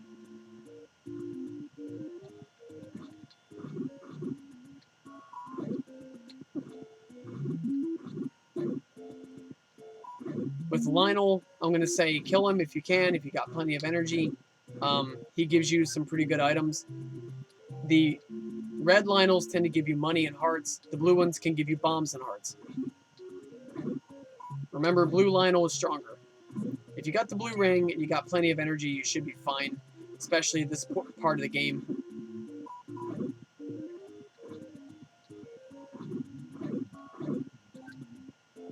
All right. Yeah, because as far as this portion of the game is concerned, you're going to have plenty of hearts by this time. You should. All right. If you bomb right here, you enter level 9. This is a medicine lady right here. All right. But where I want to go to access the Master Sword is I want to go over to this screen.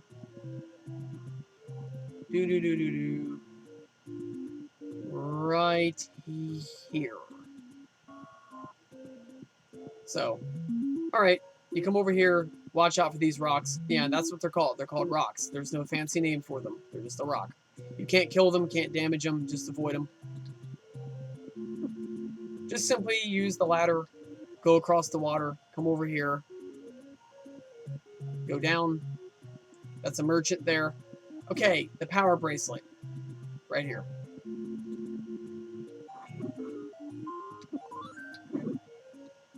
What does the power bracelet do? I'm going to demonstrate that. The power bracelet does this right here. Okay, you got little Eskimo Armos. They attack just like a regular Armos. Touch them and they'll come after you. So let's take out these guys here. Keep in mind you can shoot through the rocks. You can shoot arrows and stuff through the rocks. Okay, when you see a formation of 4 of these rocks that look like snails, push the one on the left. Boom. You get a choice of any of these 3 roads that will randomly take you to a location across the map. I don't need to do that right now, so I'm not going to, and it's always random. You can go in there 3 different times, and each road will take you to a different place. So keep that in mind. There is no There is no method to the madness. It's always going to be a random location you pop up at, which does kind of suck. I mean, that's why you don't really see me mess around much with that. And it's also the reason why I tell people that that is not an essential treasure. The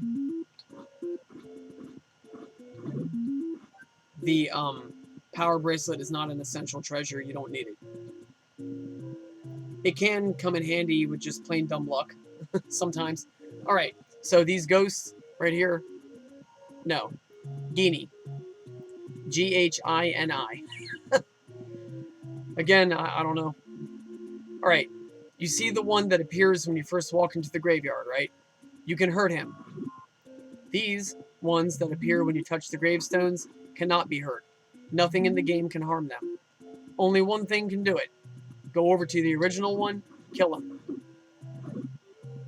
It's a very good idea if you want to loot and get a lot of money and hearts and stuff. Alright, so I have 12 hearts. I can come over here, bam. I got the Master Sword, the most powerful sword in the game. To anybody who's remotely familiar with any of the Legend of Zeldas, it is the sword. I'll put it to you like this. If they're going to make video game merchandise of a weapon, then it's going to be a pretty darn powerful, cool weapon. And since they have made real-life toys of the Master Sword, you can guarantee it's a pretty sharp weapon. It's a pretty awesome weapon. All right, so what you do, you go to the graveyard from Death Mountain, go up, the second row, third tombstone from the right. Am I saying that right? So you go up and... No, it's the first tombstone from the right, second row. Boom. Right there. So, second row, first tombstone from the right. Alright. So, what I could do, I'm going to show you an example of skipping levels and how it can work out. You can go to level 6 before you can level 5. That should work. You shouldn't have any real problems if you have the proper equipment. Listen to me carefully. If you are lacking the magical shield, if you are lacking the blue ring, if you are lacking the ladder, if you are lacking the arrow, if you do not have, I'm trying to think here, yeah, if you don't have the arrow, the ladder, the blue ring, and the magic shield, don't go in here. I would say for most people, get a medicine, at least a blue one, before you go in. Not necessarily, but just in case. You know, you can never be too careful, right? If you don't have those things, it's not going to be a pleasant experience for you. I'm putting that nicely. Because in this level, you get introduced to Wizrobes. I do not think you get Wizrobes in level 5, in Dungeon 5. I'm pretty sure that's an exclusive introduction to Labyrinth 6. Alright. When I come in here, I don't ever go to the right. You don't really need to. Go to the left. Don't worry about using the key, it's fine. Okay, that's a Wizrobe. Now, here's the catch. These guys are unique because normally a red or orange version of an enemy is going to be weaker. It's going to have less aggression, takes less hits to kill, less attack power, at the very least equal attack power to their blue counterparts. Wizrobes are different. Okay, so a orange Wizrobe doesn't take that many hits to kill. It is easier to kill than a blue one. But they can disappear and reappear. Blue Wizrobes cannot do that. And here's the real unique thing about Wizrobes, is that their attack damage is much more than a blue Wizrobe. So what should be the stronger, or you would think would be the stronger of the two versions, actually cannot damage you as much as these guys. These guys here can knock the living hell out of you, so be careful. All right. So between the two Wizrobes, orange, less hits to kill, but different attack pattern, disappears, reappears, and can do more damage. All right. They both give you some pretty good loot. More money and hearts come from the orange version. Bombs and money and hearts come from the blue version, usually. So you've seen that with the white sword, I can take him out with one hit. You cannot do that with the blue. It's going to take a few strikes with the sword to get that effect. Alright, so we just had our first encounter, our first Zelda 1 encounter with a Wizrobe group. Now, take out these keys here, we'll go to the next room. This also, one very cool thing about this level is we get the treasure, which is Wizrobe's wand. Wizrobe's wand is awesome. It's the exact same wand that he attacks you with the exact same energy beam capabilities and all that. Okay, we got a blue one. Now look, he can hurt you, but if I had gotten hit by one of those, I would have been in a lot of trouble. Be careful, you got likes roaming around, they can mess you up. Take away your, they can mess you up with your, take away your magic shield, which would be a really awful thing when you're trying to fight Wizrobes. You need the magic shield to block their attacks. Keep that in mind. Arrows will pass right through them, so don't waste your time. There you go. It takes, if I'm not mistaken, 3 hits with the white sword. Four hits with the white sword, 3 with the magic sword. Unfortunately, they didn't give me any bombs, and I really wanted bombs. Oh, here we go. And you know what? I was wrong. The orange variety can also give you bombs. So I'm taking too much damage here, so I'm going to have to start being more defensive-minded. Say that, I get hit. Ah! Alright. When that happens, use your medicine. Don't be afraid to use it. To be fair, my screen froze for a second. That's probably why I ate that shot. But either way, my energy got low. These guys are obnoxious. Sword beams are very handy against them. You just saw me use it. But, you know, sword beams are such a difficult thing to get because, you know, one hit and you no longer have them.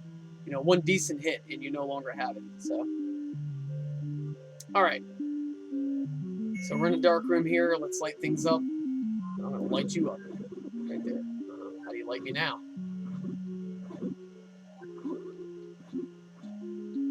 Alright, so I did pretty good against those Wizrobes. Took them out. Do we have another room of them? No.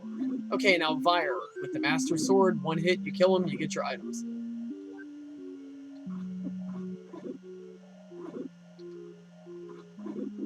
Alright.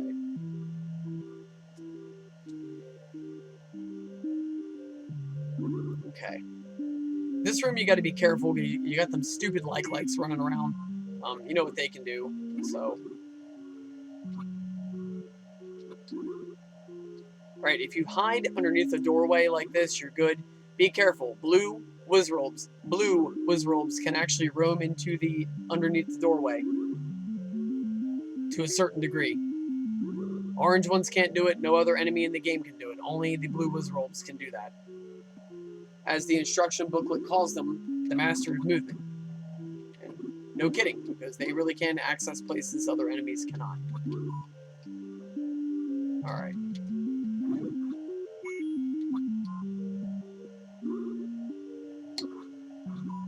That was just bad timing on my part. Whoa. I notice, you know, I got plenty of money, so I'm not going to be stingy with my arrows. If that's what works, use it. They do not affect Wizrobe, keep that in mind.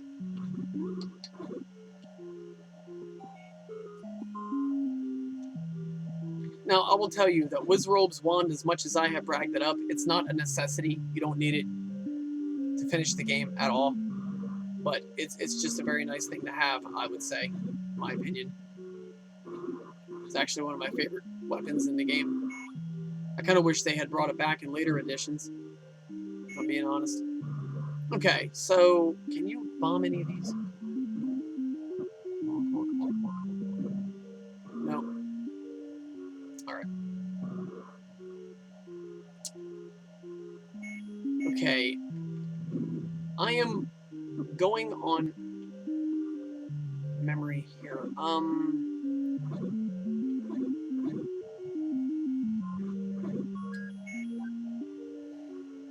I think I'm at Goma, which actually kind of sucks because I didn't get Wizrobe's wand.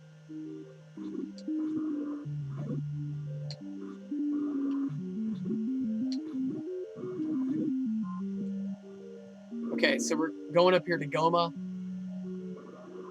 I don't give away what the bosses look like or anything until we actually face them, because I want people to see it and be shocked and be like, whoa, it's crazy. So we got this giant crab-looking creature that is Goma. Has only one weakness, which is an arrow to the eye. For the orange ones, 1 arrow will kill them. For the blue ones, 3.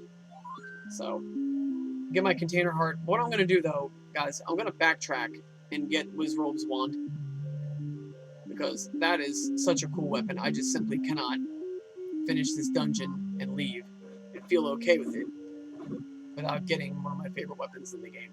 A very handy weapon, I may add. So, let's backtrack here.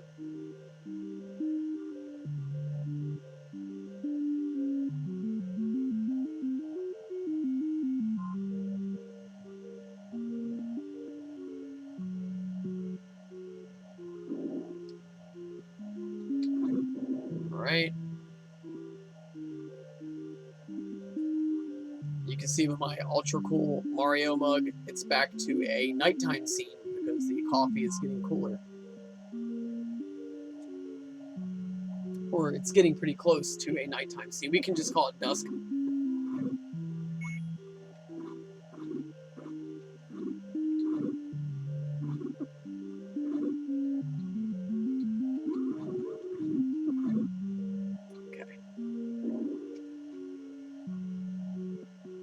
Alright, so we're getting close to the Wizrobe wand. My question is, though, I'm curious if I can actually access the room to get it without using a key. Can I actually do that? I'm wanting to say yes.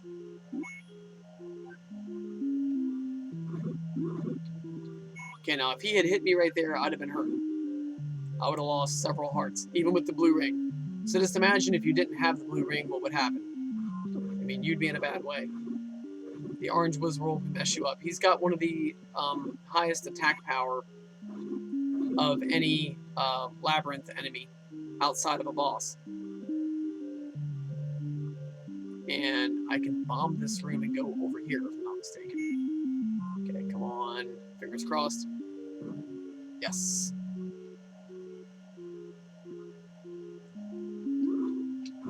Ah. Right.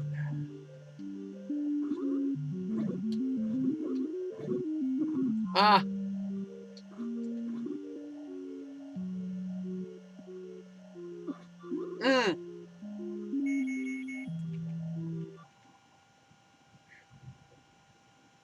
It's too close. You know, it's funny, too, because on the stream that I attempted to do yesterday, I didn't have to use medicine like this.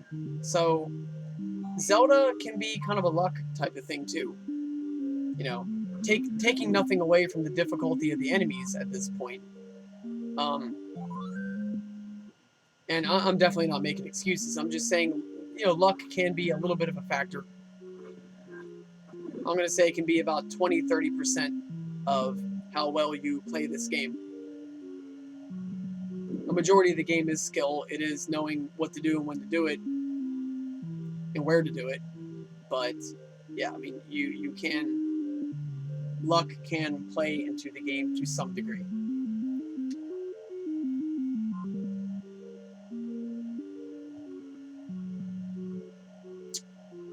So, down and to the right, if I'm not mistaken, is how I get to... Oh, man, they respawned.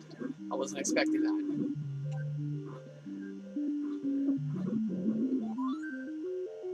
Alright, and I get the stopwatch as the last item. Perfect, right?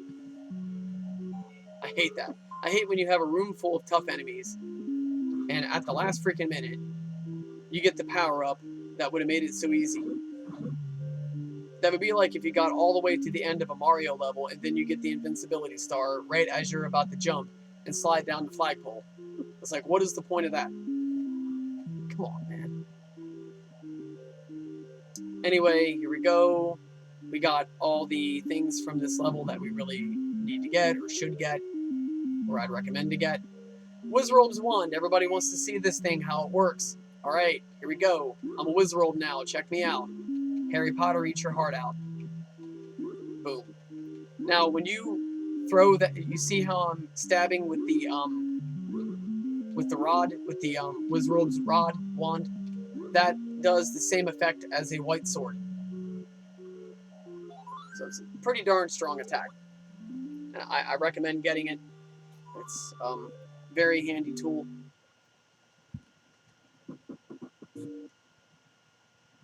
And of course, I come out and I get greeted by a red Lionel. How pleasant, right?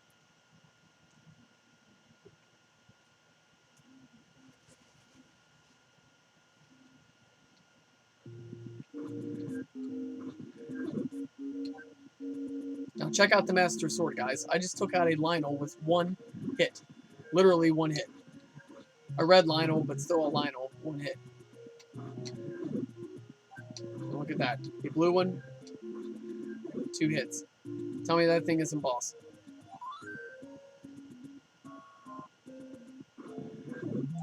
If Duncan MacLeod from Highlander could have gotten his hands on the Master Sword, I'll tell you what, he'd have been an extremely happy camper. I'm going to check real quick and make sure the audio and the feed is working okay with the stream here. Highlander could have gotten his hands on the Master Sword. I'll tell you what, he'd have been an extremely... Right, there we go. So everything still is running smooth. Thank God for that. I mean, I'm going to tell you what, I was legit pissed when I found out that I had done a 4+ hour long stream and a good gameplay, a better gameplay than I'm doing now, actually, of Zelda. Only for the volume to be so horrible that I just didn't feel comfortable posting it. It was awful. I mean, part of the fun of Twitch streams is, you know, hearing commentary, you know, interacting with chat room members, taking questions, you know, and in a lot of cases giving guidance on how to play the game, things like that. And that was just completely out the window. And like I said before, I could have downloaded it and just eliminated the audio and re-uploaded it. But it was really late. I really needed to go to sleep. I didn't have time to do all that. I didn't want to leave that monstrosity posted up for 8 hours while I went to bed. You know, it was that bad. I felt that uncomfortable with it being up. So I figured, you know what? I love Legend of Zelda. Heck, I'll just stream it again. You know, why not? This is a game I cherish. I love it. So I could play this game. I'll put it to you like this. I like Legend of Zelda so much that I could play it right now. I could beat it. And I could go out, fix a cup of coffee, and come right back in and play it again. Exact same thing again, twice back to back, without being tired or bored from it. This is the game that I used to play all the time when I was little before I'd go to school. I'd wake up, I would get dressed, I would, my Oka-san, my mom, would fix me a bowl of cereal, and I would sit in the living room and play Legend of Zelda for about a half hour while eating my cereal and waiting for the bus to come. So that was my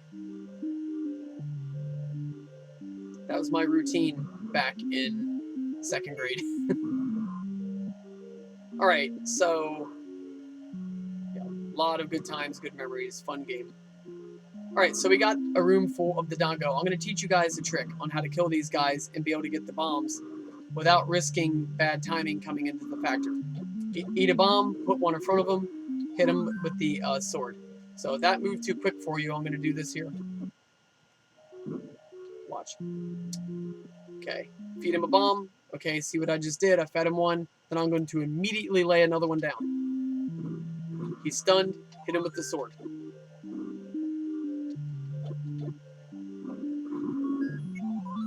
And you can stock up on your bombs.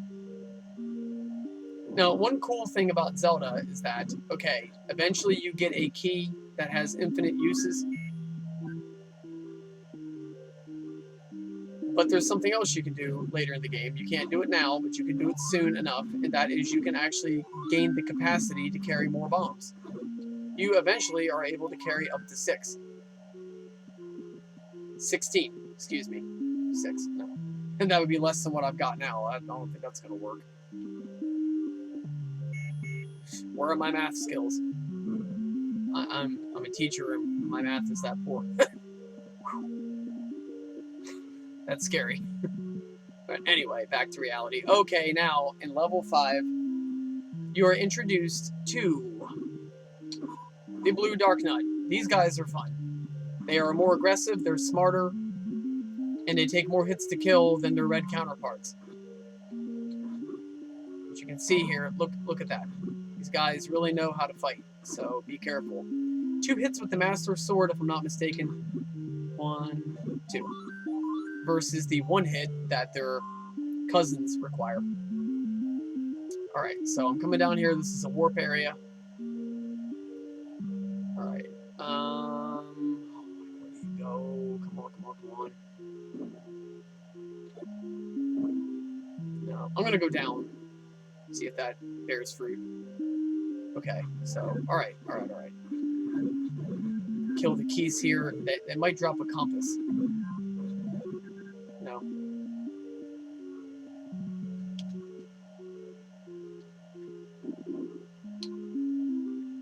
Alright. So, oh boy, we get these guys again. Yay! You can hurt them with bombs. Not a guarantee, but yeah, it can. If I take a hit, boom, no big deal. I can walk right over here and get the fairy. So if you have a fairy floating around and some hearts laying around, and you just want to get through these guys, get aggressive. Don't be afraid to take a few hits. You just want to avoid taking hits if you don't have medicine, if there's no fairies floating around, and if you're low on life. Use common sense. Alright, you need this weapon. Now, I'm going to show you this whistle. This whistle / recorder / flute.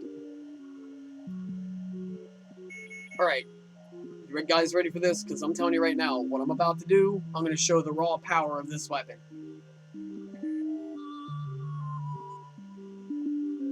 Oh, wait. Maybe I didn't do it right. Okay, so the first thing you're going to think now is, man, this weapon sucks. I mean, geez almighty, it's a dumb flute. I mean, what the hell is that thing going to do? Okay. The flute I describe as a kryptonite weapon. What I mean by that is, okay, if you shove kryptonite in a regular person's face, what's going to happen? Nothing. If you walk over to Batman and you put kryptonite in his face, what's going to happen? Nothing. Okay? But what happens if you go over to Superman and you hold up a chunk of kryptonite at him? It's going to take his powers away. It's going to weaken him. Alright, so in essence, that is exactly what the recorder will do. There are certain enemies. There's a limited... I'm going to put it to you like this without giving too much away until I reach this enemy. There is a certain enemy in this game that is extremely weak to that weapon. But he is really the only enemy in the game that is weak to it. And I'm going to tell you right now, much like Superman, outside of using his weakness against him, you can't stop him. So you need the recorder to beat this enemy and finish the game. So it's a kryptonite style weapon. It only works on a very limited amount of individuals who are vulnerable to its effects. That said, let's go over here. Now the Dongo's back. Alright, so I need some bombs. So I'm going to... You know what? I don't have the heart. I'm not going to kill this.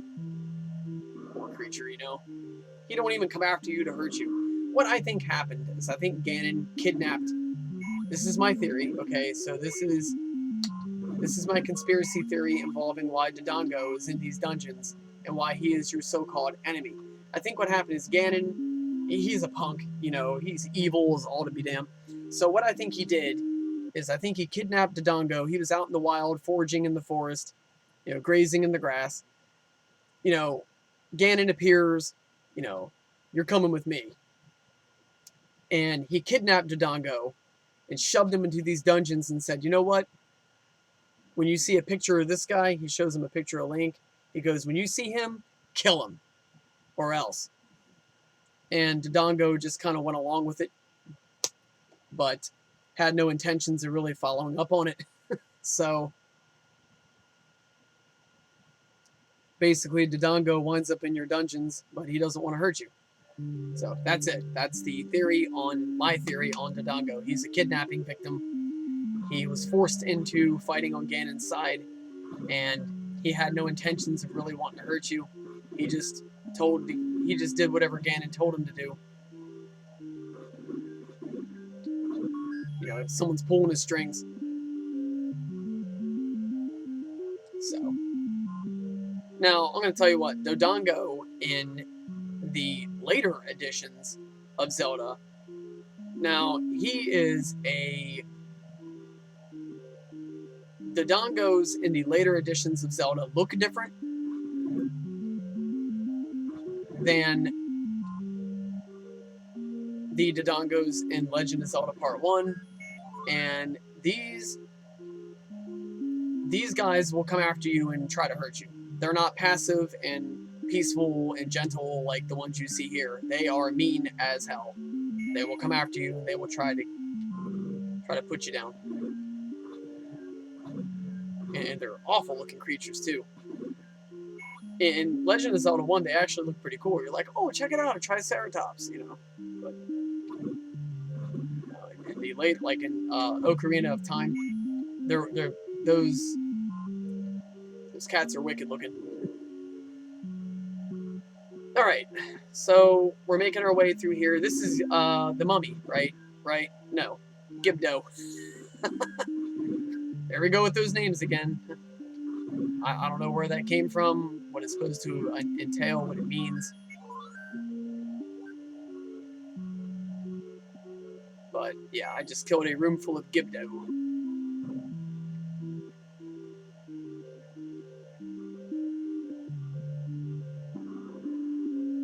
Alright.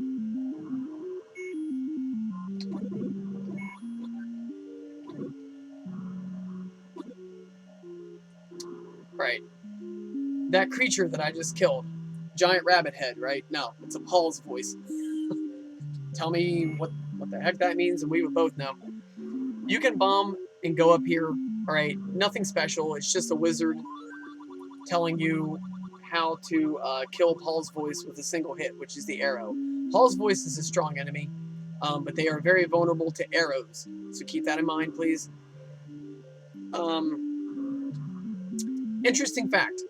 In Japan, the Japanese version of Nintendo is called Famicom, and it's basically exactly like the Nintendo, more or less.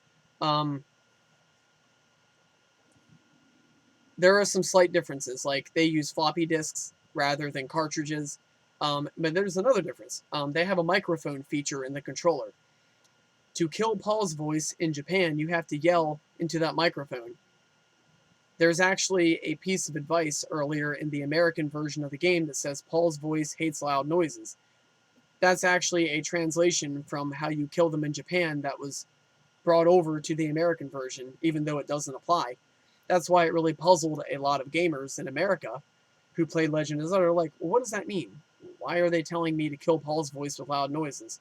They would try to use the flute, but it does nothing. No, they were referring to yelling in the microphone, which you cannot do in the American version, so. They're really confused.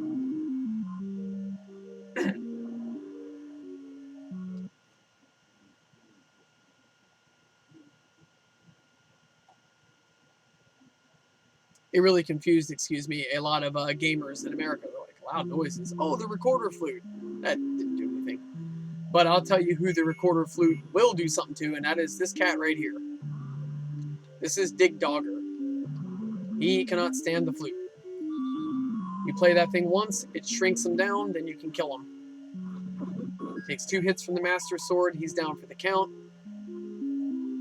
You've got him. Now, for anybody wondering what would have happened if I would have tried to attack him before playing the flute, nothing.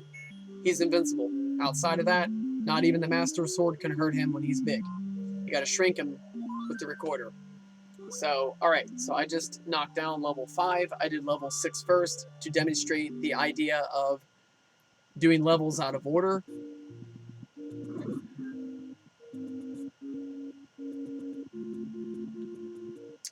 Alright, so now I'm going to venture over to level 7, and while I'm at it, I'm going to show you another cool thing that the flute can do. While it's not the most potent weapon in most cases, it does have one awesome feature, and that is this. You play it in the overworld, this tornado comes and picks you up, and it will teleport you to a random labyrinth. The only one that it won't take you to is level 9. So any dungeon from 1 to 8, it will randomly take you to one of them. So I'm back at level 5 here. You got to be patient. It's random. So I'm trying to get to level 3 or 4. Okay, perfect.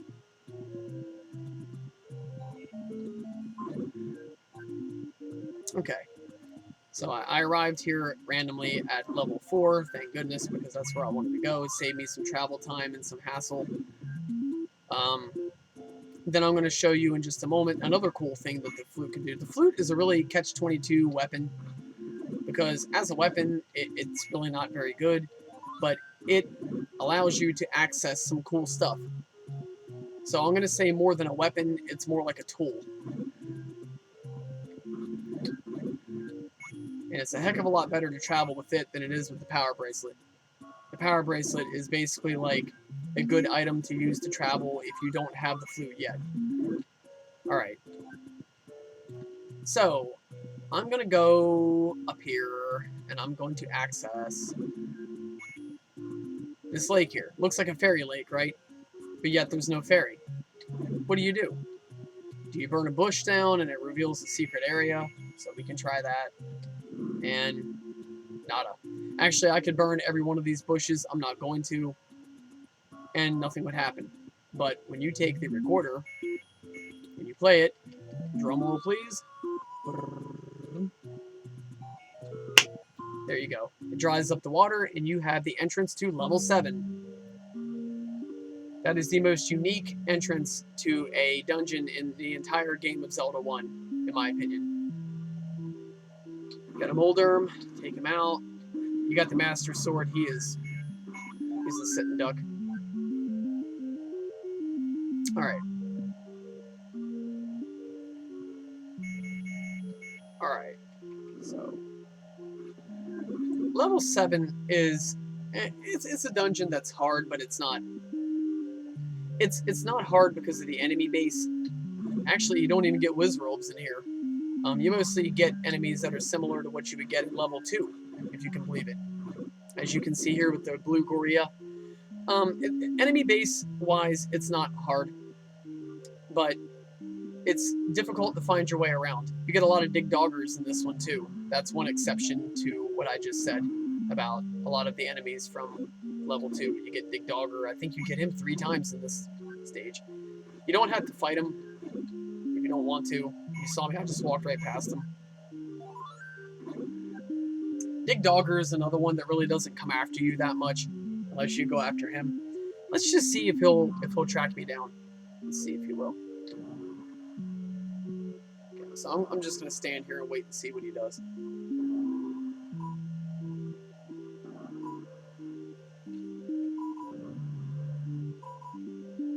Alright, so what if I get closer? What happens then? Ah.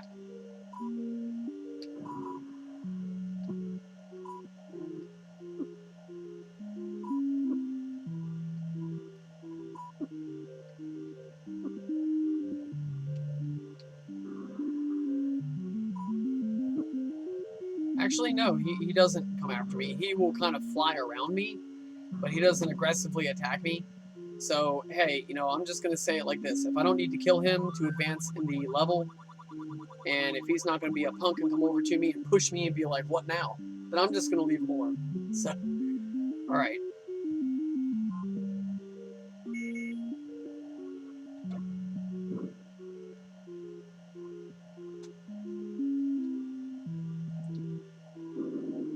Okay, so I cleared most of those rooms there.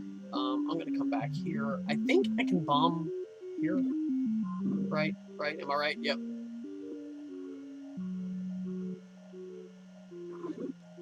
Something else I think I did. I think I missed a bomb upgrade. So my apologies to anyone who's either watching this or is intending to watch it later. I think I'm going to have to take a trip back to level 5. I'm pretty sure I missed a bomb upgrade. One thing I'm going to do, I don't like the bust out strategy guides for a game that I'm, already familiar with, but I'm going to look up and see if the bomb upgrade is in fact in level 5, because I don't want to go all the way back there and sweep through all those rooms for something that's not there. Alright, but as of now, let's focus on level 7. I know for a fact you get a bomb upgrade here. In fact, I think he is this way.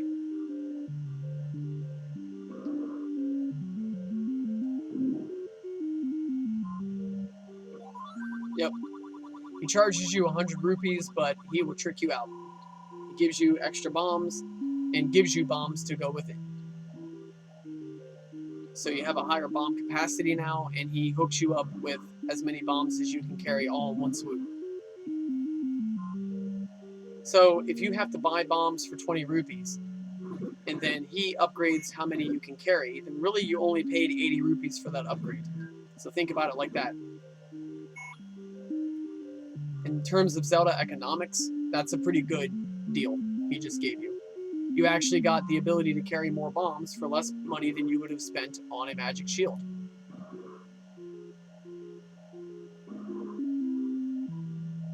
A magic shield on discount, by the way. I hope that made sense to everybody. So if bombs cost 20 rupees,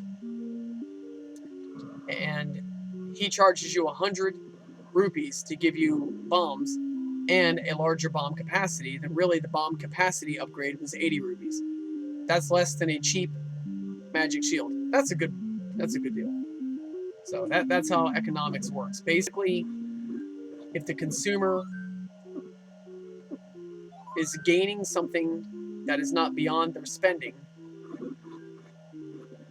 and if suppliers have enough goods and capital goods to make a profit and turn out a profit, and if the consumer is happy with the deal they get and are likely to return and then talk to other customers and create new business as well as keep repeat business, and guess what? Economically, you have won. So there's a quick lesson in economics for people.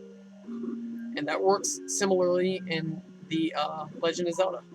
As long as you're getting something that is worth your price, while using good judgment on the matter, you can't lose. Alright, a cryptic moment in the game. You can't get past him. So what do? Don't attack him, because if you do that, he's going to fight back. Anybody curious about what happens? Alright, here we go. Sorry, dude. He'll just shoot energy beams at you that you can block with a magic shield. You cannot block these with a normal shield, so just FYI. Alright. So, I'm going to leave the room and let him calm down. Alright. And I'm going to come back.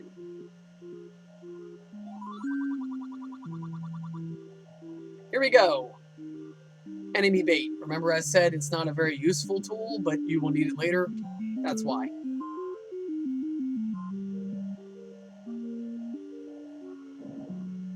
Okay, so let me light the room up here, and then we are going to...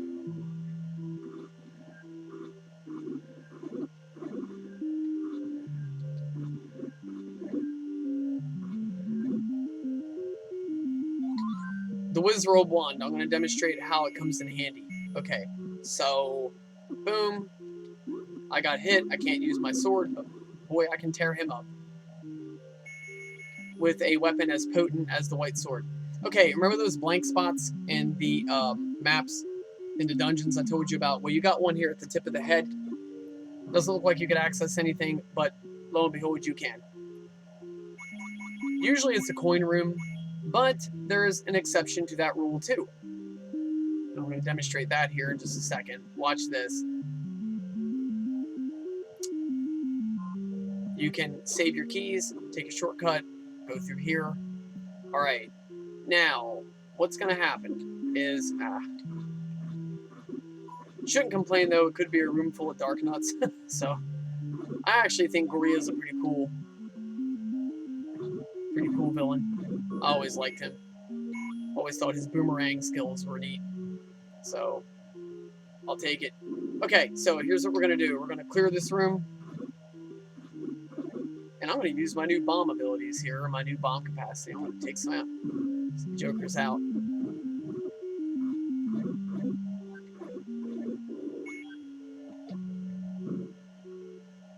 There's another blank spot in the map, another dark spot you can actually access.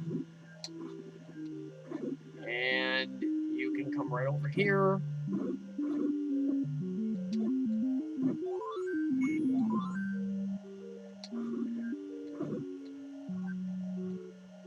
I think you can bomb your way up here too, right? No. Okay, so here's what you do. You want to come in here. You definitely want to get this. This is the red candle. And the cool thing about the red candle, you're going to see, it's a very handy weapon.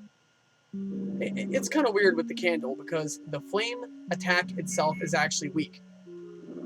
It's as strong as one hit from the regular wooden sword, but the flames linger and they float around, which means enemies that move fast will run into it repeatedly and die faster. So it's not the strength of the attack, it's the technique of the attack that make it so potent. They come in handy against those centipede monsters. What's it called? Lanmola, I think it's called. Yeah, another creative name. You fight a giant centipede at level 9. He's a sub-boss, and he moves around fast in his blue form. And the flame is a very potent weapon against him because of the way the flame will just hang there. And he just keeps running into it, and he dies. So you want the red flame, the red candle, because you can use more than one flame per screen. It's a big upgrade from the blue candle. The blue candle is quite frustrating in that regard because you have to keep going back and forth between screens to find secret areas. Here, you do not need to do that.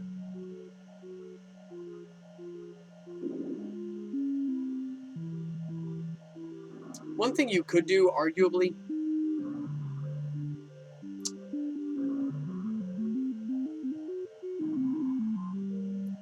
I'm going to see if I can avoid killing that big dogger. Okay. I mean, call me silly, but, you know, it's not necessary. Actually, is it even necessary to... Now, Molderm may seem like a passive enemy, but he will come after you. Watch. Or am I wrong?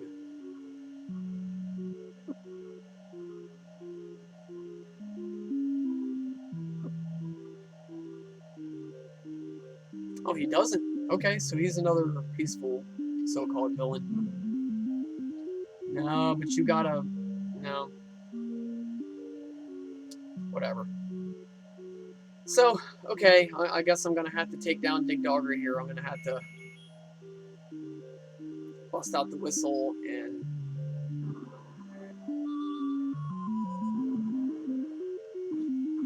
Now, you want to kill these small versions of him as fast as you can because they get quick.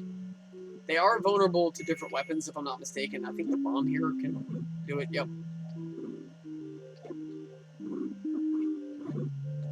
You want to take him out as quick as you can, unlike what I just did, because he gets very fast and he can be very hard to stop.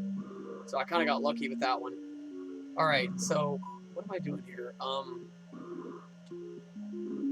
Right over here. You know what? I would normally kill those Dodongos, even though I hate doing it. I would normally do that because of the fact that I would be able to get bombs, but you're not going to need any at this point in the game for level 7. Now, okay, when you have bubbles in a room that hit you and they take away your ability to use your sword. And you also have wall masters coming in, which again will grab you and take you all the way back to the beginning of the level. That would really stink in level 7 especially. Use Wizrobe's wand. Comes in handy. Use it. It's a one-hit wonder. You hit Wallmaster with it once, he's done. And bubbles can hit you all they want. You can still use the Wizrobe wand. And look at this. I'm missing half a heart and I can still throw energy waves. So here we go. Ready? Kamehameha! No. I'm a big fan of Dragon Ball, so I had to. Anyway. I hope everybody who is a Dragon Ball or an anime fan has gotten the opportunity to check out Dragon Ball Super. Because that is actually a darn cool anime. I think it's a great continuation of Dragon Ball Z. I think it's a better continuation. No one's going to be surprised to hear me say this.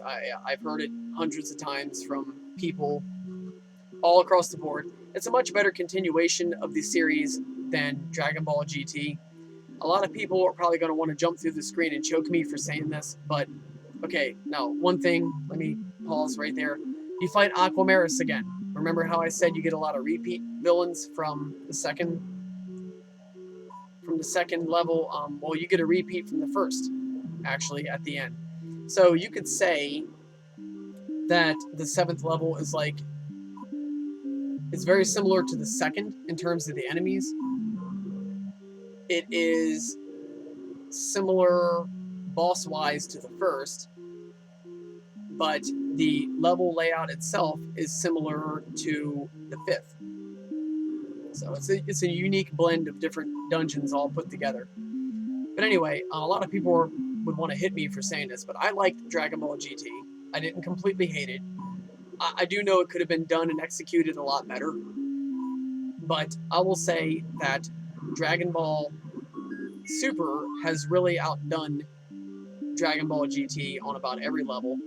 It's a much better show. It's a much better continuation of the story. And I am very glad that Toriyama-san, Akira Toriyama, got to, get his hand in the pot again and, have directional say in how the anime went. And he, got to see a product that he is proud of. So that's awesome. And, for the fans, too, who felt cheated, like, oh, Dragon Ball GT sucks. I don't think it sucks. But I just think it could have been a lot better. All right, so give me one moment here. I'm not going to put you guys on a pause, but I am going to quickly look up and see. In fact, I don't need to do that. I know it's level 5. It's level 5, and I know it, and the reason why I know that is because you get 2 bomb upgrade rooms in The Legend of Zelda. You get one in level 7. You don't get anything like that in 1, 2, or 3, or 4. No, definitely not. It doesn't get that cryptic, and, it doesn't get that to the point where you can uncover things of that magnitude until 5.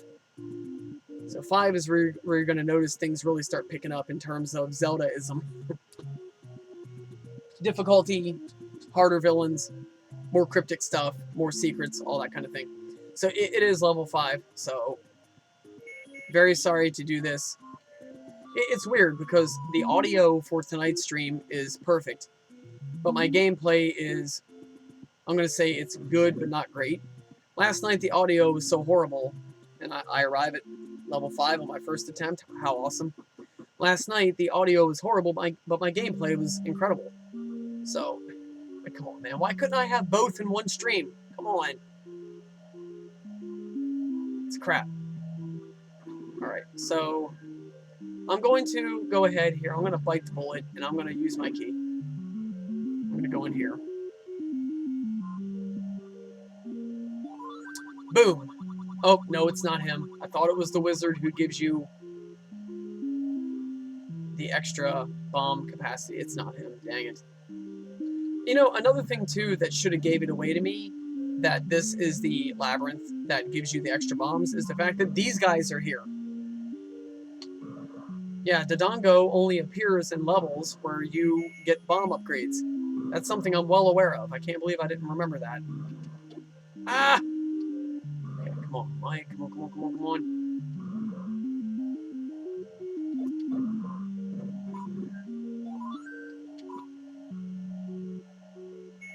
Here we go, here we go, here we go. Gotta build my bomb inventory back. I hate killing them, but I need my bombs. And hey, they'll respawn, so it's not a big deal. Alright, I'm going to grab the map here. I normally wouldn't waste a key to get the map, but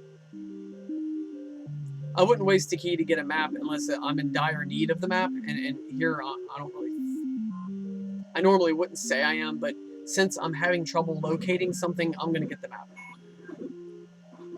So I'm going to say I'm trying to be conservative with my resources here. But you got to do what you got to do. I've already been there. So what am I missing here? Where am I going wrong? Okay, keep in mind, Gibdo here, he can't do any special attacks. But he can run up and hit you, and it takes away an entire heart. Look at that. I'm wearing the blue ring, and he just knocked down an entire heart by merely hitting me. Alright, so... we got my favorite villain in the whole game, Dark Knight here. And I love it when you get big rooms of them, where there's like 20 of them. That's real fun.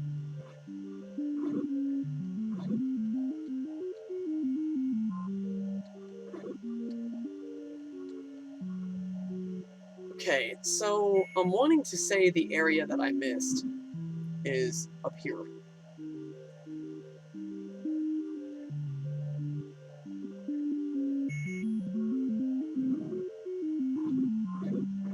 Ah! Paul's voice just got a good grab on me, so I'm going to pay him back with that one. Put that in your pipe and smoke it, big boy. What now? You got beef? So, anyway, alright, here we go. Alright, so...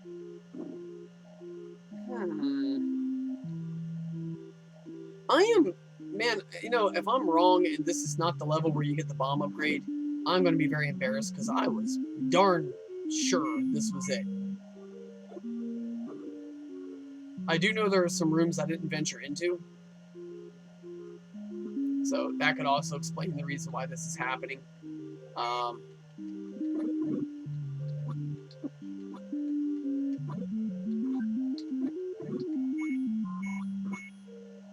Alright.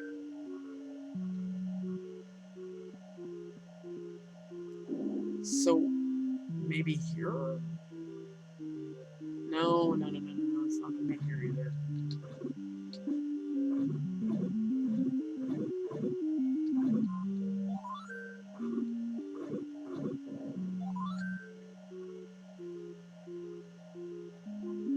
Alright, so I'm doing a count.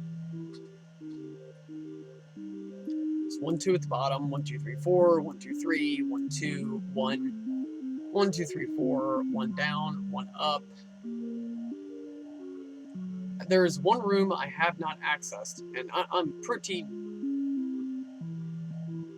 sure that's the bomb upgrade room. And that's the stupid room that I'm having trouble reaching here. Why?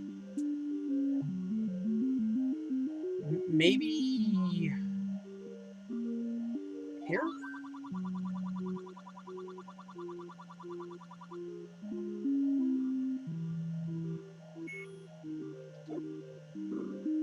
No. Alright, there is one room in this labyrinth that I have not been able to access yet, and I am pretty darn good sure that is where I get my bomb upgrade, but I'm not able to access it. It could be a room where you have to warp to get to it. Those little warp areas where you push the block, you go inside, and you teleport to a different area of the dungeon. I'm thinking maybe that's it. Oh, they respawn that quick. I mean, I always knew Dark Nuts were resilient, but not like that. I didn't know they could respawn at the drop of a hat like that. And Gibdo's back. Damn.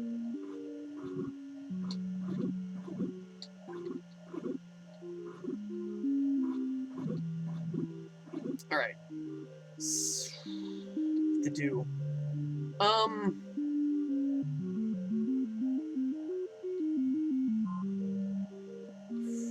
I am... Strangely enough, I'm gonna have to say I'm a little stumped here. Alright, so I'm gonna try to see if there's an area where I can teleport to that room that I'm having trouble locating, accessing here.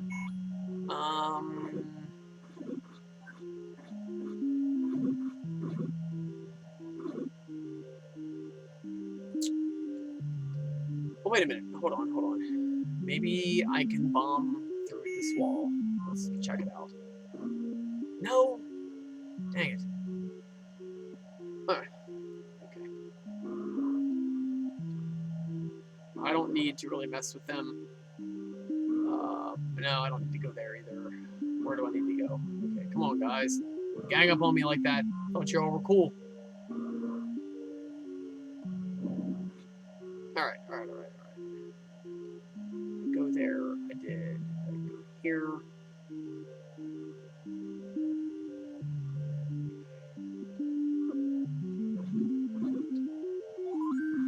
Oh, and Gibdo will give you bombs, by the way. Just FYI. Have I not been here, though? I'm pretty darn sure I have. I mean...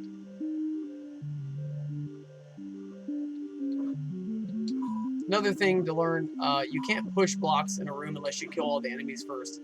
So if you have these wonderful guys here to fight, guess what? You gotta take them out first. There's no shortcuts with that one. Sorry. I mean, I wish there was a secret way you could just skip fighting them. I hate fighting blue Dark Nuts. I mean, they're a fun challenge, but when you're running low on health and you're desperate to finish a level, that is not something you want to deal with. Okay, now we're getting somewhere. This takes you to the top. Yep. What am I... Okay, maybe there's a room here. No. I know there's one here. You go down, right? He's here. Okay, I remember now. Alright. There it is.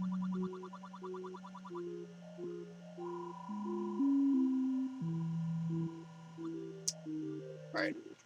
Give me 1 second, please. Need to rehydrate.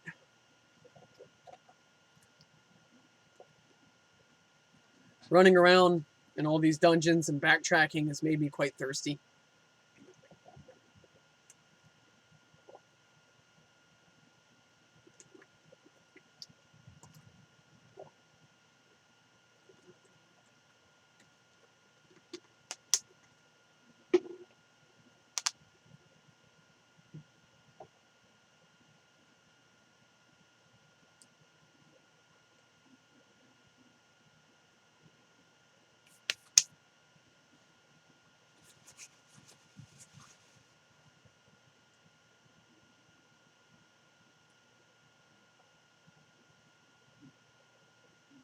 Actually, I need a quick potty break, so I'm going to put you guys on hold. Please be patient.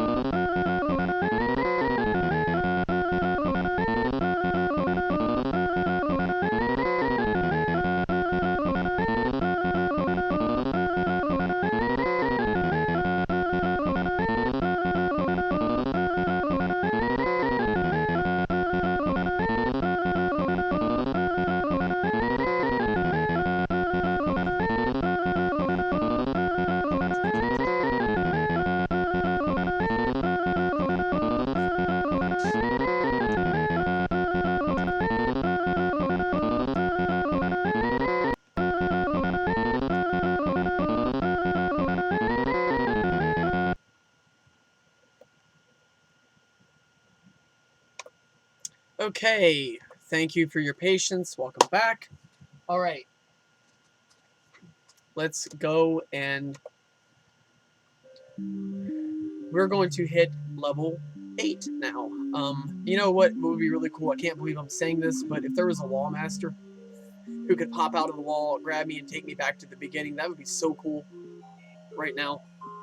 I could just leave the level with minimal fuss, but okay. In a perfect world, right? Next thing you know, I'm going to be saying that I wish there was blue dark nuts in a room. Okay, I wouldn't go that far. If you ever hear me say something like that, you need to call the boys in the white van and have them come pick me up and take me to the insane asylum because I've totally lost it at that point.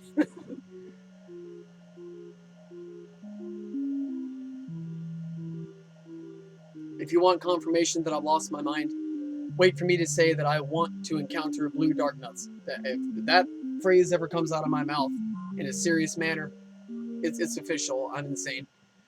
So, I mean, I respect them as fighters. You know, they're a tough opponent, but man, I'm telling you, they are just obnoxious in some cases. But there is actually a group of enemies in The Legend of Zelda dungeons that I actually dislike fighting more than the blue dark nuts. Excuse me. Pardon me. And that is a room full of blue Wizrobes. If you think fighting the blue dark nuts is bad, if you think they're skilled and crafty and can cause you problems, wait until you bump into a group of blue Wizrobes. They are tough. Luckily, you don't come across that until level 9, the 9th dungeon. And the funny thing is, too, about the 9th dungeon, I don't find it particularly difficult, per se, even with the Wizrobes. Believe it or not, I don't find it hard, and I'm not gloating when I say that. I just don't find it hard. Probably because I'm so comfortable with playing this game, and I'm used to it. But the thing that is hard for me about the final dungeon is being able to simply find my way around. You know, being able to figure out where I'm going. I have been playing The Legend of Zelda 1 for 31 years, and I still have difficulty knowing where the hell to go. I mean, I'll go into the dungeon and I get lost every single time. I'm like Ryoga from Ranma 1/2. I just have no sense of direction, you know? I could get lost. I mean, this is a guy who could get lost going to his mailbox to check his mail.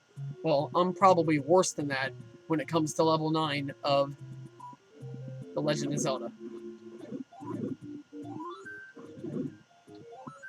Alright, so if you guys remember earlier in the stream, I demonstrated how the candle works, the blue candle, which luckily I no longer have that. I got the red one. And I showed you the entrance to level 8.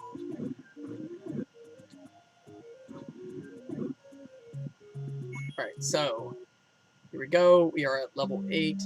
Give me one moment, please.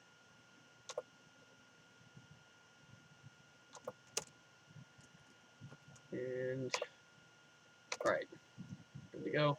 Alright, you can go to the left, and you can get the Book of Magic. I would not. All the Book of Magic does is it takes the Wizrobe wand, and it does what I'm about to describe here. Follow me carefully. What the Book of Spells will do, the Book of Magic, is you can shoot the energy wave from the Wizrobe wand like this, but when it hits something like that wall, it will cast a fire spell. So you will shoot your energy beam, your energy wave, it will hit something, an enemy, a wall, whatever, and a flame will appear. That's it. I mean, I don't think it really does anything special. It's not worth the hassle of going to get it. You got some pretty tough enemies you got to fight to access it. I honestly think that the Book of Magic takes away a little bit of the raw power of the Wizrobe Rod wand. the flame is actually weaker than the energy wave of the Wizrobe wand. So it does kind of take away a little bit of the strength. The one thing I can say the Book of Magic is handy for is when you fight those centipede monsters, because they're weak against fire, and you can hit them with the fire from a distance. But I mean, outside of that, really, there's nothing there. So I wouldn't even bother. What I'm going to tell you to do is, okay, what I'm going to tell you to do is this. Don't fight him. If you can avoid him, just here, bomb. Boom. Get through him. Right. Unfortunately, oh boy, here we go. Unfortunately, you do have to fight these cats here. And here's the fun part about it, right? You got a room full of blue dark nuts, as if that isn't bad enough. And you got these dumb statues shooting you with energy beams the entire time you're trying to fight them.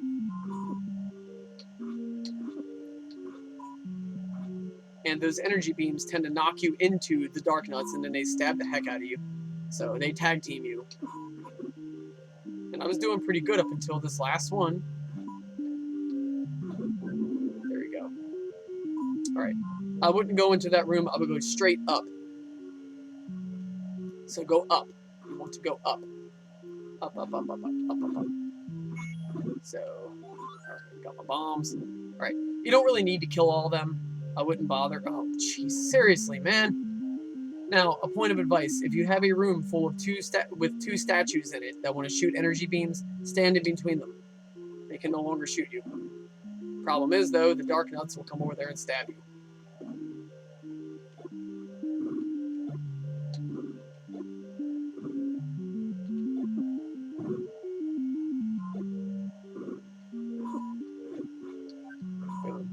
Alright.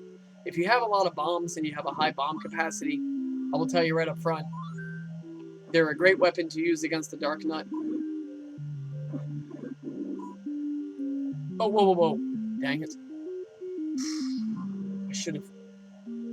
I'm pretty sure you have to hang a right here to access the master key. Is it here or not?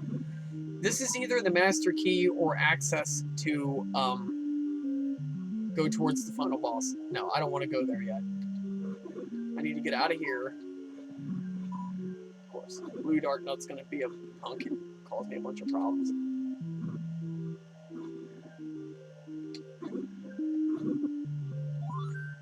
Ah. Alright, nice.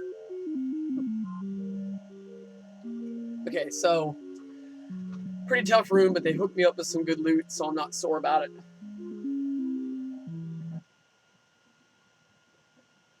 I know people's first instinct is to fight these characters. Don't. If you don't have to, don't. Now, you gotta fight him. This is Goma, but the tougher version of him.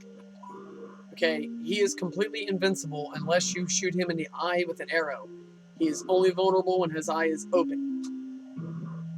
You can see I just tried to shoot him with his eyes shut, nothing happened. And you gotta hit him 3 times when he's in his blue form.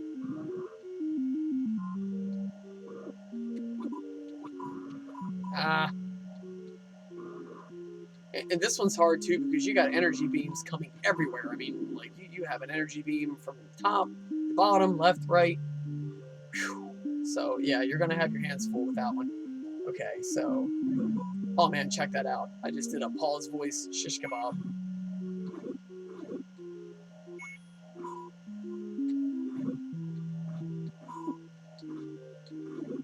Okay. Now, you go in here, you get one of the most handy tools in the entire game. You don't need it, but I highly recommend you get it if you don't want to have to go around buying a bunch of keys, which is time-consuming and costly.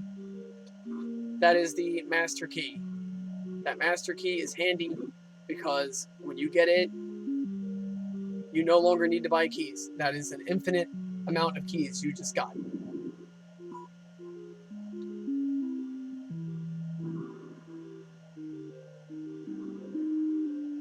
Alright. Oh, man, these guys again! Why do they have to be so good at respawning?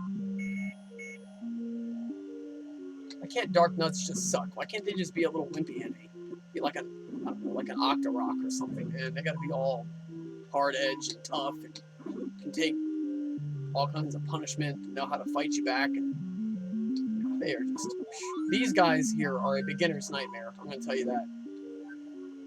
I'm not gonna say they're as obnoxious as those flying devils from Ghosts and Goblins. Those guys right there are, I mean,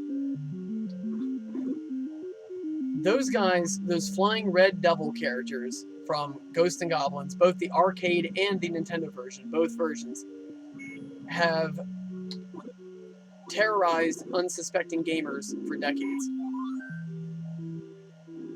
Okay, I'm going to humor everybody, and I'm going to go over here and get the key. Definitely don't need to, but whatever. Alright, you want to take a shortcut at this point.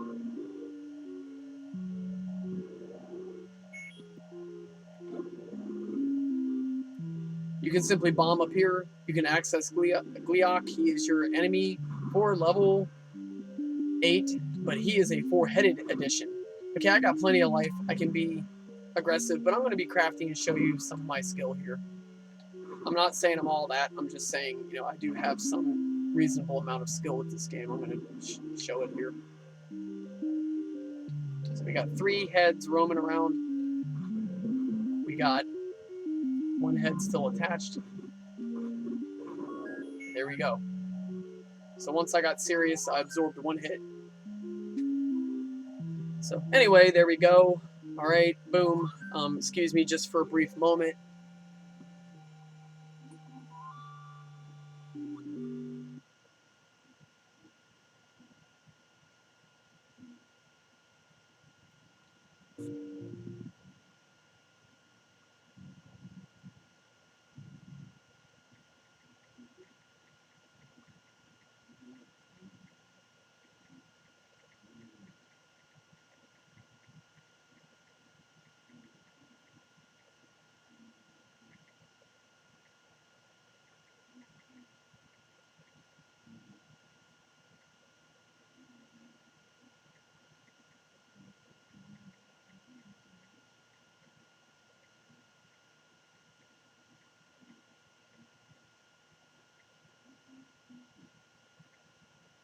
All right.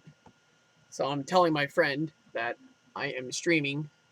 She just sent me a text. Hopefully, she will join me. At least I can have one real person in my chat. That would be so cool. Since I've had all those technical difficulties, I could compensate to some degree by having a living person join me in my chat room. All right.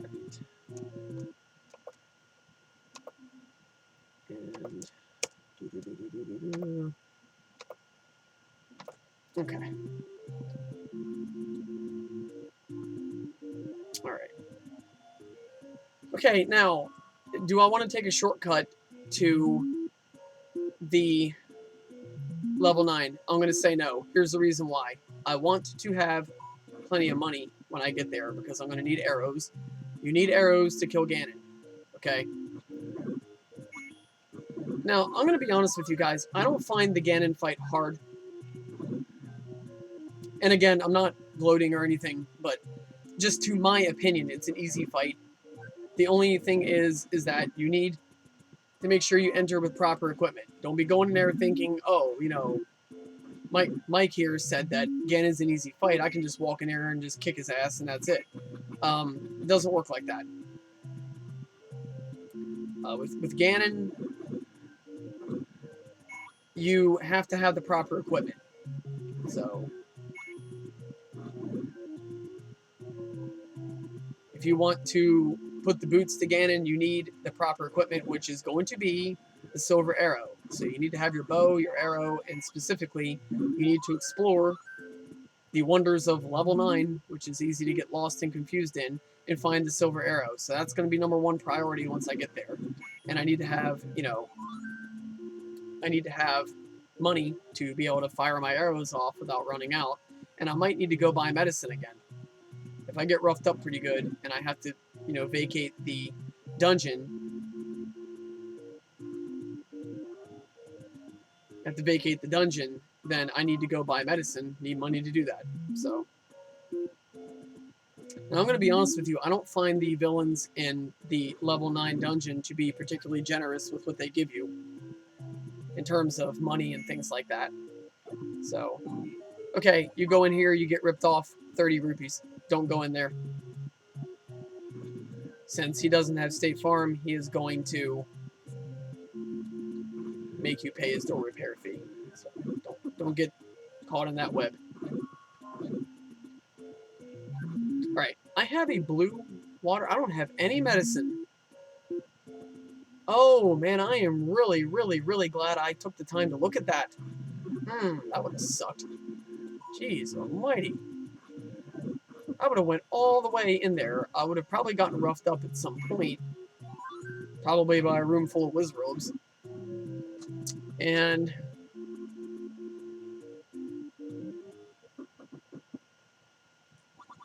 you know, I get roughed up by a room full of wizrobes, which is likely the scenario that's going to occur.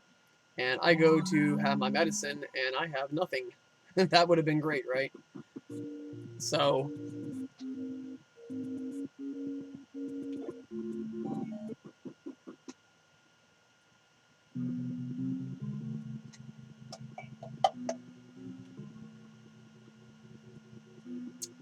here we go. So we got level 9. All right, I do, believe it or not, miracles happen every day. I do remember enough about this dungeon to tell you that you can do what I'm about to do. You go this way. You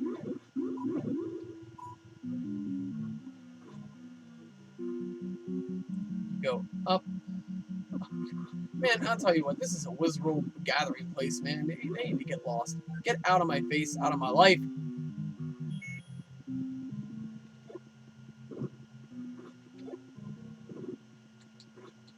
Believe it or not, they're these mystical wizard characters, but they can be hurt by bombs.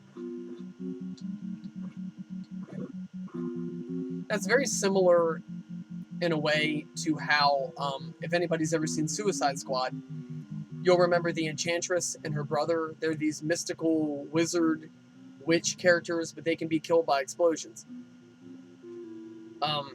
That's a very similar surprise to me, that when I found out you could hurt Wizrobe with a bomb. Like, I didn't think physical attacks could really do that to a character of his nature. I thought it would take, like, his own wand to kill him, the magic sword, you know, some kind of a magic-based item to combat his magic. Oh, jeez. Okay. Alright. At least they gave me some fairly easy enemies here. Do not get caught by a like.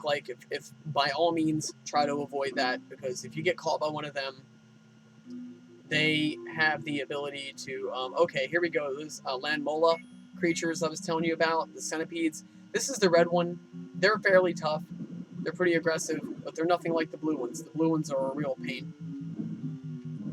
I mean, they are obnoxious. They're tough.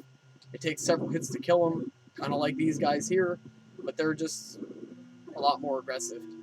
Okay, now, something you can do, you can actually bomb. Don't quote me on this, but I'm pretty sure you can bomb all 4 sides of the room and create some shortcuts. I'm not going to bother doing that because I don't want to waste my bombs with something that I don't really need to do. So, alright, so you come out here. We've made a major amount of progress. You cannot bomb these 2 areas here. Again, don't quote me, I'm pretty sure, though. You can't. You go here. You kill the fire. Okay. And these guys usually hook you up with some pretty cool loot. See that? I got some bombs. Something different with Zelda versus World of Warcraft. In World of Warcraft, if anybody plays that game, you always want to loot after you've killed a group of enemies. In Zelda, it's a little different. You want to loot as you are killing the enemies, because unlike in World of Warcraft and The Legend of Zelda, your items that drop from a killed enemy will disappear faster. Sometimes in World of Warcraft, they don't disappear at all. But in Zelda, if you waste too much time, it'll be gone. So if you got a really cool item there, like a five rupee or whatever, it can be gone by the time you make it over there. Okay, now I'm gonna flaunt this. I can open all these doors. Look at that, and I don't have to worry about none of the keys. Ha! Check me out. Aren't I cool?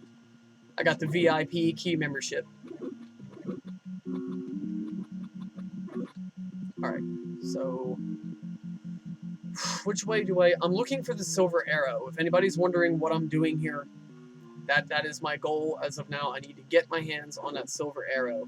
You can stun like with the boomerang, by the way. I did not mention that. I should have, because that can actually save you from getting your shield eaten, because you got those stupid bubble characters running around, and they like to tag team you with the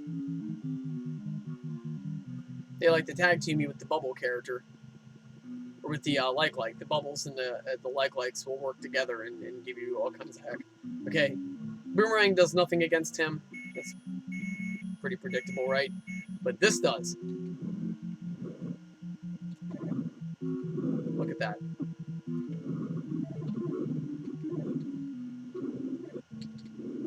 I just hit myself with my own flame. Aye, aye, aye.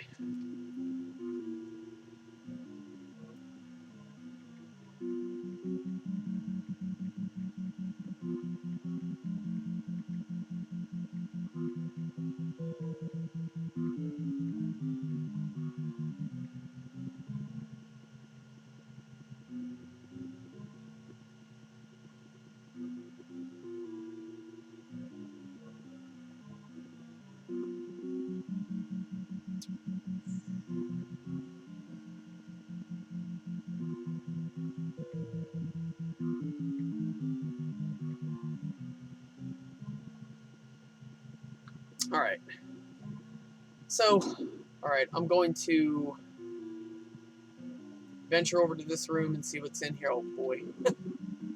Bubbles and likes. My favorite combination ever. Okay, so I just destroyed the Zal and got Hershey Kisses as a reward. Oh man, I almost got caught by that like. Did you guys see that? Any closer and that would have been all she wrote for my magic shield.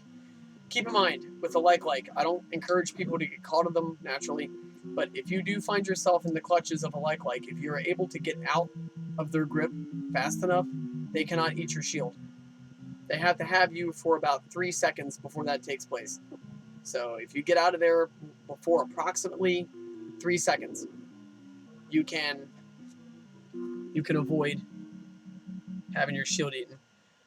I hate to do this, but I'm going to bust out a map, okay? Because at this point, I can't remember if I go up, if I go down. I know I'm on the right track, okay? But I don't want to keep you guys watching me do the same exact... I don't want you guys to sit there and fall asleep watching me run around in circles.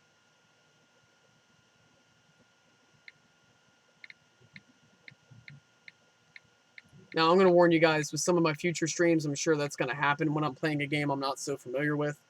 I'm sure there are going to be games that are going to be so cryptic and difficult that even with a strategy guide, I'm going to be repeating myself a lot. Not intentionally, of course. But with a game like Zelda that I've pretty much mastered, I'm not really outright cheating to beat it. It's just I'm using this map so I don't have to keep repeating the same thing again and again to get the same result in the end. I mean, I know what's going to happen when I get the silver arrow. I know what's going to happen when I fight Ganon.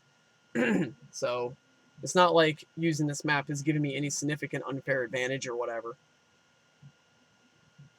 An unfair advantage would be like if I locked in a Game Genie code that made me invincible. Okay, so I can forgive myself for saving myself a little bit of hassle with this. How can I...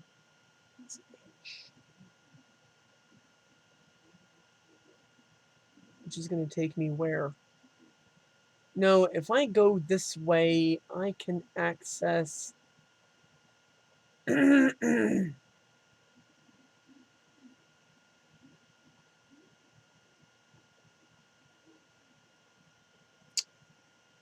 If I go down over... Okay, actually, no. I'm right. I'm right. I'm on the way to the Silver Arrow. I'm about 95% sure of it. I don't think I need the map for this. My bad. Right? Yep. Okay. I mean, I was playing this game yesterday, and I did vague... Oh, okay. I forgot about this. This is actually one of my favorite enemies in the game. His name is Patra. Like Cleopatra. I always thought this was a really cool enemy. I kind of wish he was in more areas than just level 9, you know, the 9th labyrinth. I wish he had been a boss in some other areas of the game. So, okay, where am I at now? I'm trying to think. Where do I go from here? Up, down. So I bombed the wall. I passed through. I bombed the wall. I passed through.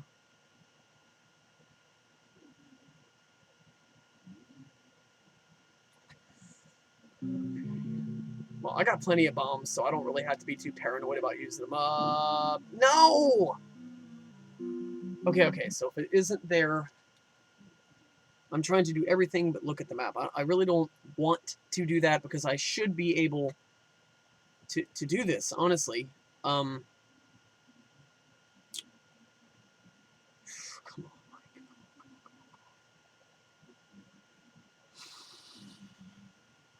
Bomb the wall like I just did. And you... Okay, let me backtrack. Alright, so I'm gonna backtrack right here. Okay. Right. You get the bubbles and that, and that's it. And you...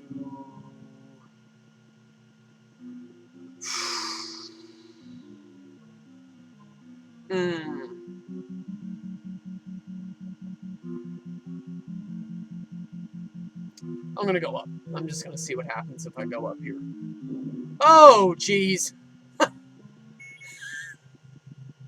Whew, just shot myself in the foot. Maybe I should have looked at that freaking map.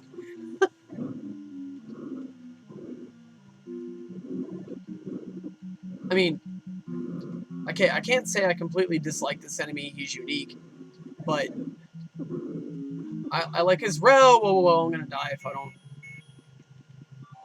Dang it. And here I was thinking that it was gonna be Wizrobe who was gonna do this to me, but no. Our friendly neighborhood giant centipede did it. And he's on his last limb, too. And he caught me just as... Alright, so...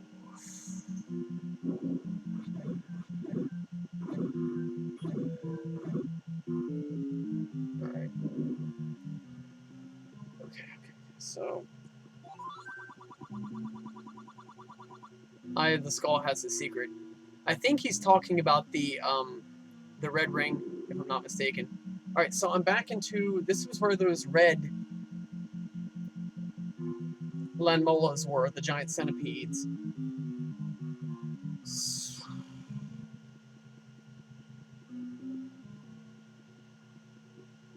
Alright. Okay. It's getting borderlining monotonous at this point.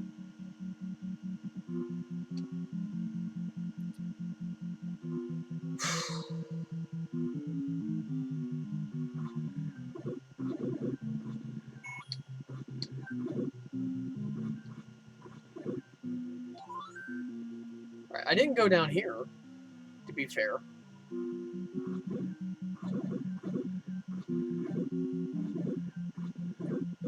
I'm wanting to say there's something I can access here. We'll find out.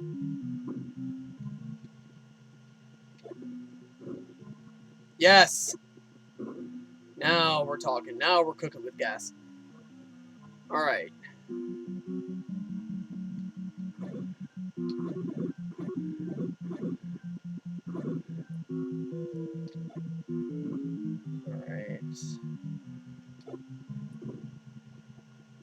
Now we got some thunder in our punches.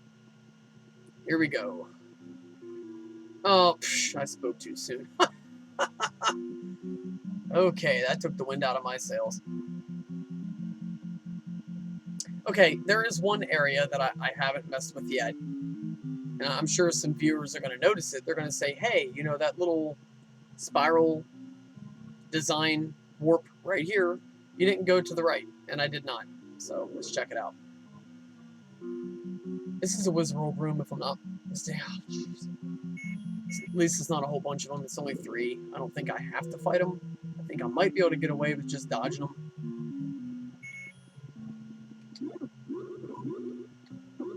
Woo. Okay, there's something here.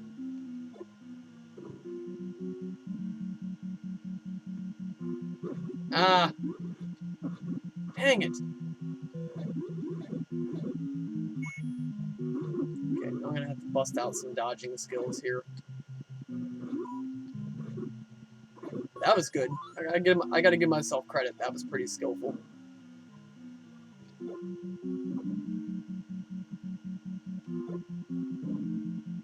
No, dead end. Damn. I wished I hadn't wasted all those bombs with that. Ah. There is something with this area, though, and I know it.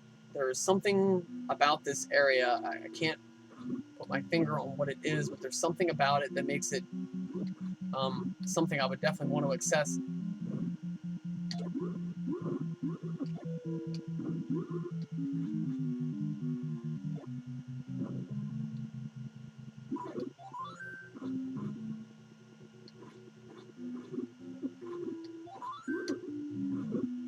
Okay. So, I didn't get any bombs. I was really hoping they'd drop a bomb. Dang it. So I was really hoping they would drop the bomb. Oh, these are the Patra that do that attack pattern where they expand their circle. These guys here can be pretty menacing. Don't get impatient. Just stay back. Let them go ahead and do the expansion attack. And then go back to... Okay, now look. I can attack them with the Wizard Wand. You see what I'm doing?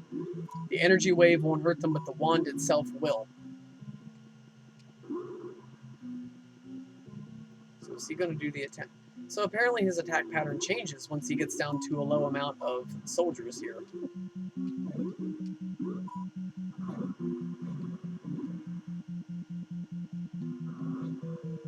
Ah!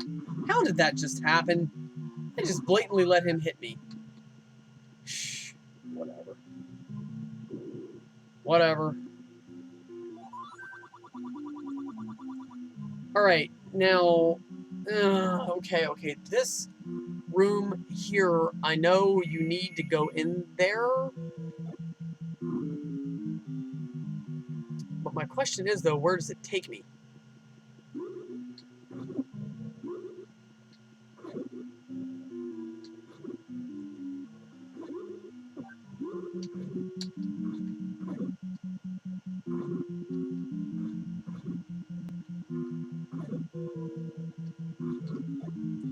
I shouldn't have done that. I shouldn't have wasted my bomb. Silly. I need to really start looking at that more before I just throw bombs down like that. It's just, you know, Wizrobe is such a taxing enemy to fight that you just want to get him out of your face as quickly as possible. Now, Zulls are awesome because they're easy to kill and they give you a lot of loot. And as you just saw, oh, I got hit by one of the orange Wizrobes. Damn!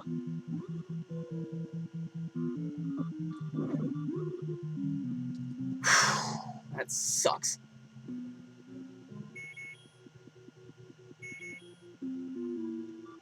Man, if I hadn't taken that hit from him, then I wouldn't need to be doing this right here. I do want to look at one thing on the map. Where am I at right now? I'm at a room. There's the centipedes. It's D. D, which brings you to where? Where do I come out?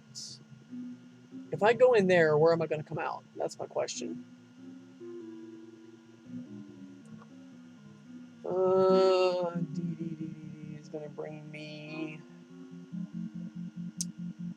D is going to bring me, according to the map key here. If you're wondering why I'm naming off letters, there's a map key here that tells you what exits and entrances lead you to where.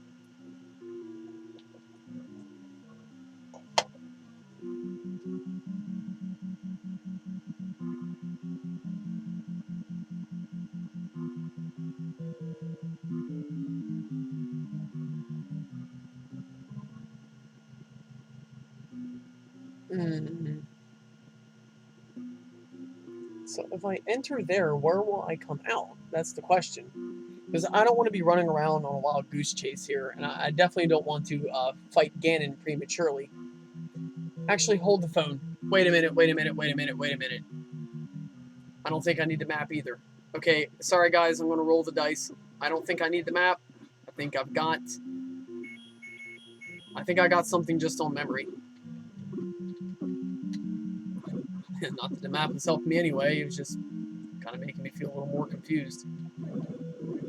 There we go. Oh man, okay, hook me up. There we go, there we go. Okay, so D is going to lead me to a room kind of like at the bottom of the map. Pretty close, okay. Up, up, and a bomb to the left, if I'm not mistaken. Don't enter here.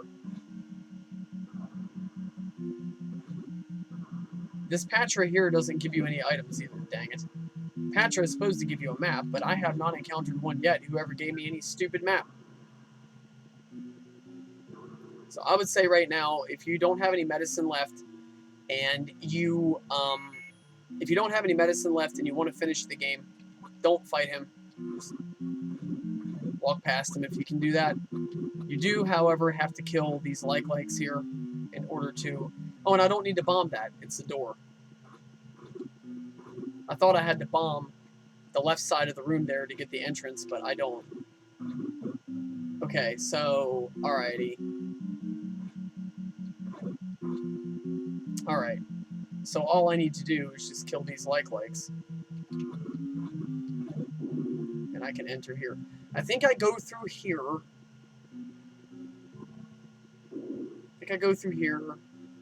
And then I have to go up, and then I think I have to push a stone.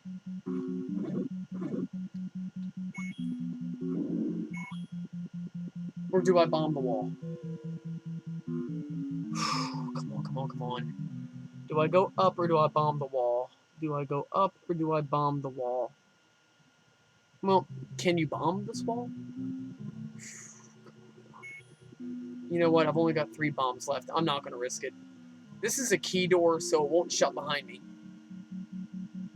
I don't think key doors do that. Okay, awesome. Oh, jeez, I spoke too soon. Hey, Wizrobes. Man, so fun.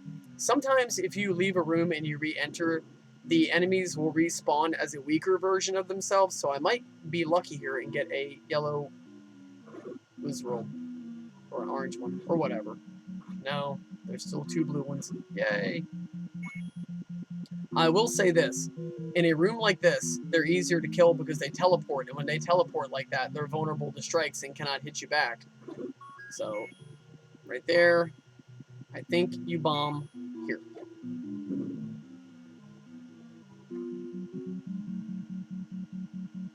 No.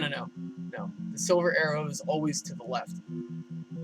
I do remember that much, and I remember it from playing last night. You don't go right for a silver arrow. I think that's for the red ring. So, all right. Ah, here we go. And this rings a bell. I pushed that block, like I was telling you all before. I pushed this block right here. I can't believe I actually made it through those Wizrobes with no more problems than I had just then. What? I thought that was the silver arrow. Oh, man, and more of these guys. Perfect. Good to meet you two. Good to see you guys again. It's been so long. I mean, really, thought I had some peace there for a minute.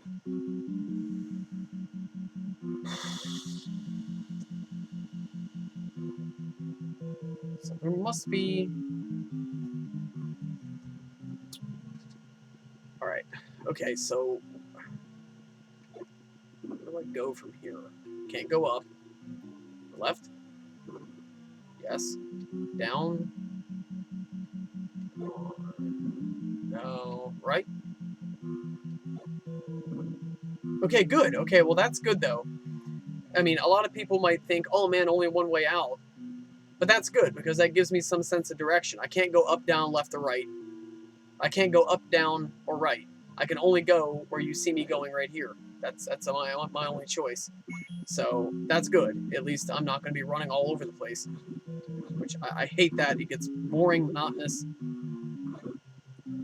I mean, with me, I don't get mad at games. And anytime I get annoyed with a game, it is not because I'm losing. It's because of the fact that I have to keep repeating the same thing again and again and again. Which, yeah, I mean, that does kind of get a little old. Alright, I'm not going to waste any more bombs. I'm just going to go through here and see if this leads me to... With the silver arrow, I am pretty darn good and sure... Actually, I think I'm pretty close to it. I'm pretty darn good and sure that you have to... Dang it.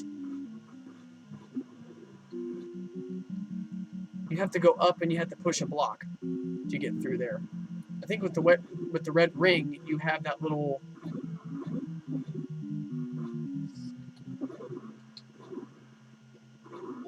Oh, nice. Hook me up. Oh, no! Oh, man. The same thing that happened to me last night. I found Ganon by accident.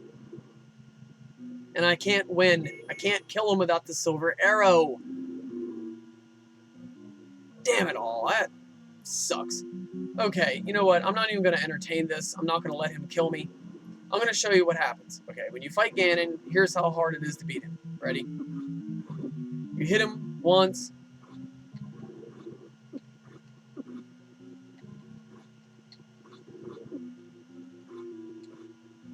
He's being tricky tonight. Last night he was easy. Usually he's an easy target. Okay, hit him twice. I'm not letting him kill me. I'm just gonna go ahead and hot a kitty.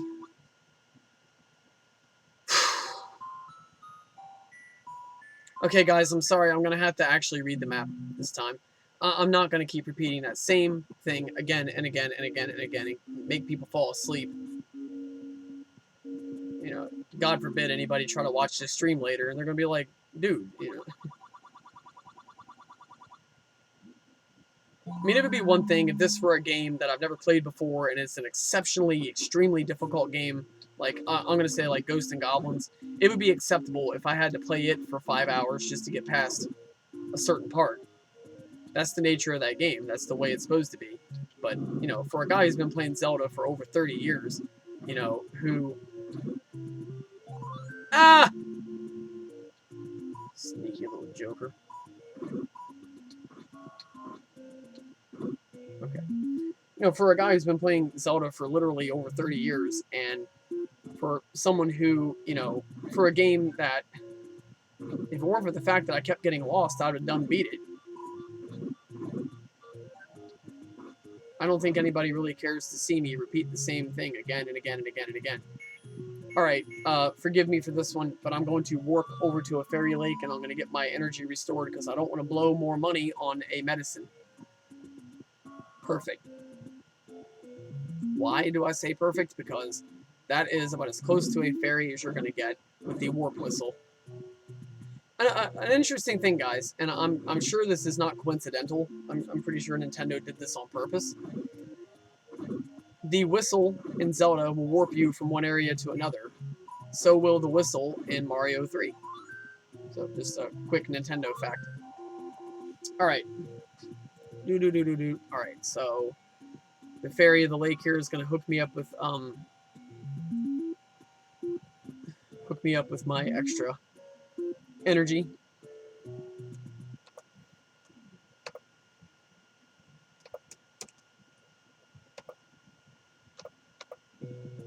Alright.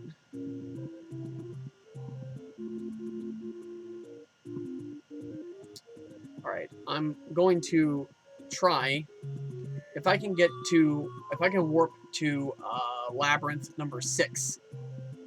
Number 6. Okay, I will be able to go right over to Death Mountain.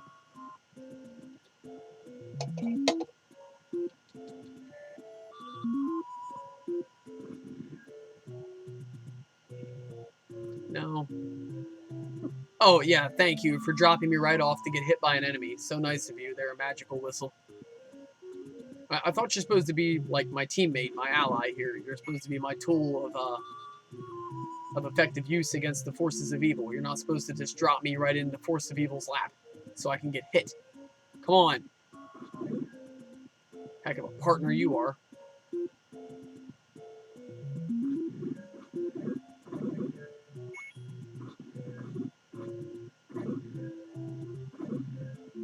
Alright, so I'm at Death Mountain.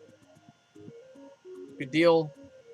Okay, just an FYI, if you make it to level 6, it gives you pretty quick and easy access to level 9. All you gotta do is just go up. So you go from level 6, you go down, over, up,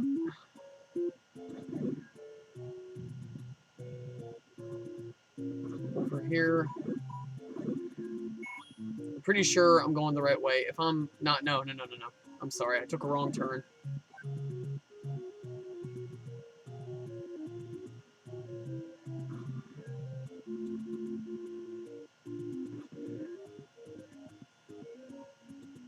Here we go.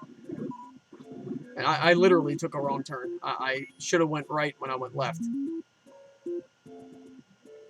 So, some of you may be watching this and thinking that's a shortcut. Well, yeah, I mean, compared to where I was located at, this is a quicker way to get there versus if I just traveled on foot the entire time. So, alright, we are inching up to level 9 again. Alright.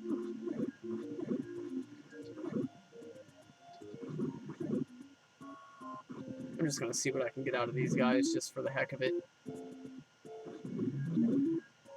No? Alright. How much money do I have? 79 rupees. That's not too bad. Alright. I do think there is one area here that I hadn't tapped yet. That is Area B. But you know what, guys? I'm not going to play around and explore anymore. I'm just going to go straight for the throat here, and I'm just going to access... I'm just going to access the map here, and I'm going to read it. Please be patient. Let me read this thing here, read it thoroughly. I was just skimming over it before because I don't want to blatantly use a map. But I'm sorry. What happened back there was bullcrap. If I had simply had that freaking silver arrow, I would have kicked Ganon's tail. I would have showed him who's large and in charge, and that would have been the end of that. And then I'd be walking off with Legend of Zelda under my belt for my first true Twitch game stream. Come on, man.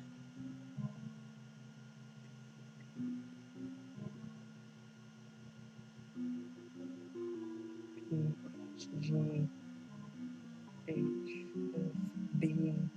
What is B?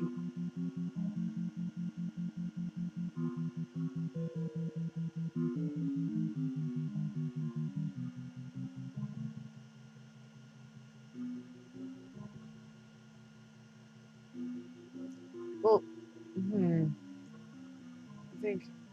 Okay, so obviously the first place I need to be going is going to be over here. Oh, crap. Almost got stuck there. Alright. Oh, man, these guys come back. I forgot they do. Okay, well, hey, I'll take the red ones over those stupid blue ones any day of the week. These guys are a pain, but they are nothing next to those. Those blue ones are a nightmare. Them things are straight from the bowels of hell.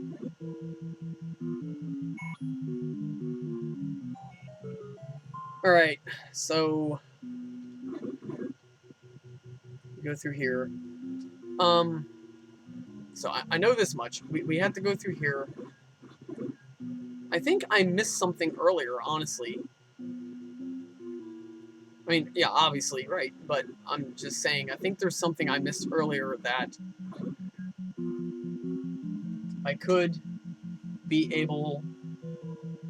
I think if I were to redo it and try it again, I think I might be able to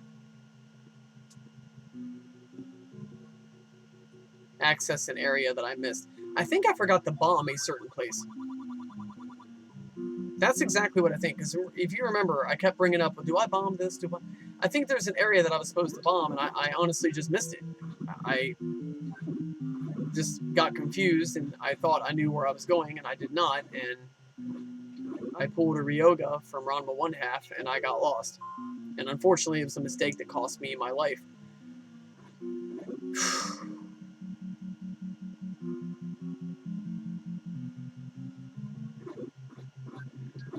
Okay, so, alright. I'm going to just play devil's advocate here, and I'm gonna go down, move over, go where I went before. I think I got the blue centipedes, right? Stupid things are gonna be back, aren't they? Yay! So fun having to fight these creatures here that make a mountain troll look like a choir boy.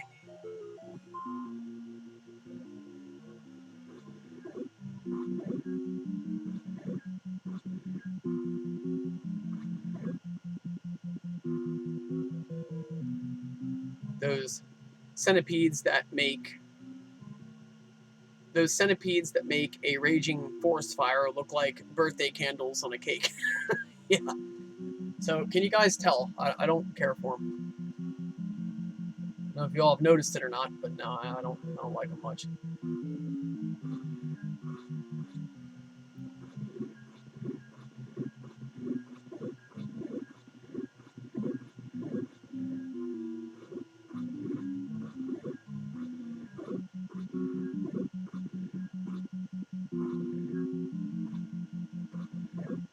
Go. I find sword beams are especially effective against Patra. One thing I will tell you is that the Wizrobe energy beams are really cool, but they won't hurt certain enemies. A sword beam has just more of like a penetrating effect that has to, certain enemies, my logic is with it is like a Patra, you can see it's got like an armored shell. So that sword beam penetrates that, while the round shape of the Wizrobe energy beam just bounces off it. So, could be wrong, but that's my estimation. So the energy beams from the Wizrobe one, they're good, but they can't do it quite like a sword beam.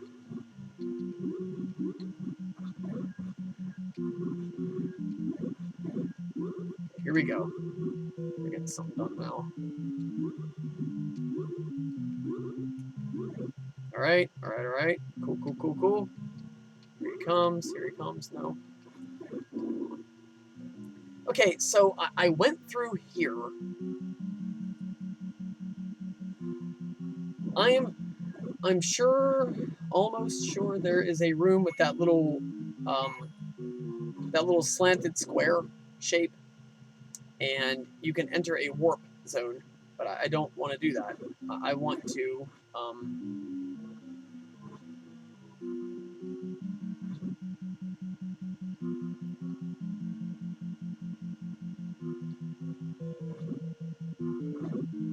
okay, here we go. You can't bomb that left side. You don't want to go right. Okay, I remember I got excited when I came in here because I'm like, oh man, I think I got it. And honestly, I did. Legit, I thought I had it. I think I made a mistake somewhere along the lines. I think I might have had to have bombed this. No. This. I don't think I want to bomb this because I don't want to go to the right because the silver... Oh, whoa! Hold the phone. Okay, I'm kind of wishing I hadn't went in here now.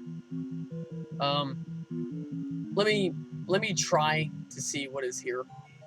I think I forgot to bomb an area is what it is.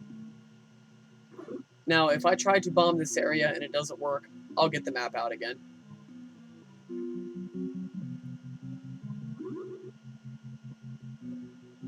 Alright, I think it's here.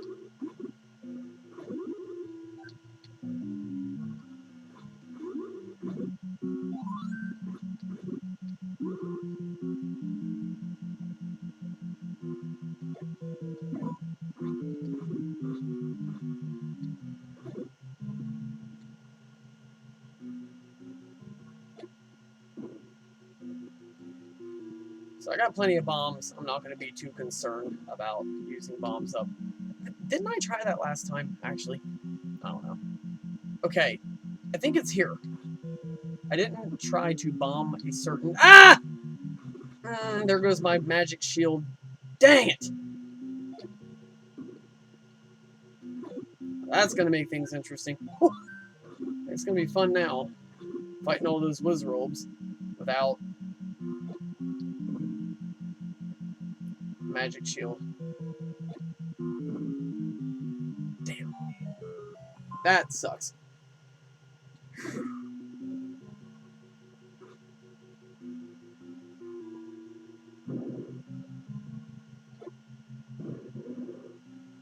No, that's the entrance to Ganon. I'm gonna tell you one thing. If my goal were to find Ganon in this game, I mean, hell, I'd be set 10 ways to Sunday and back. But that is not my goal. I do not want to fight Ganon right now. It is too early for that. I don't have the silver arrow. I can go without the red ring. I mean, legit, I don't need that. It's a nice thing to get. It's in the that secret that the wizard man told us about in the eye of the skull. I'm pretty sure that's the red ring he's referring to, but I don't want it. I don't want the red ring as much as I would like to have the silver arrow.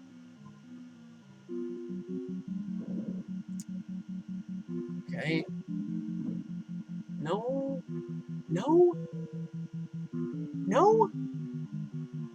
Oh my gosh.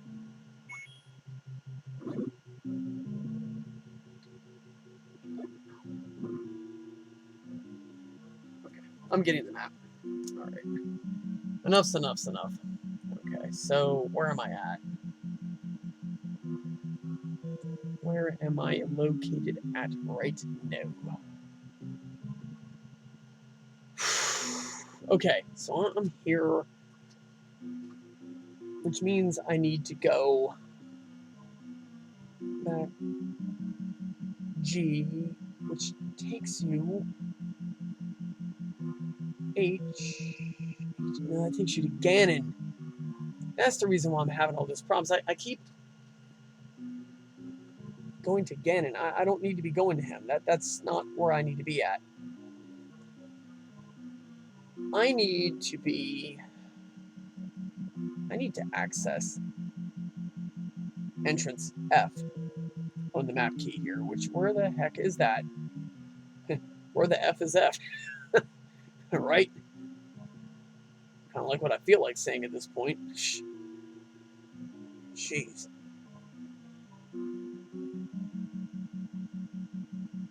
Alright.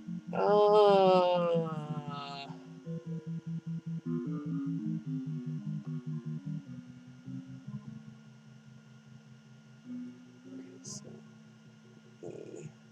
Where is E? Entrance E is D. E. So D is the centipede room, which comes from C. Okay.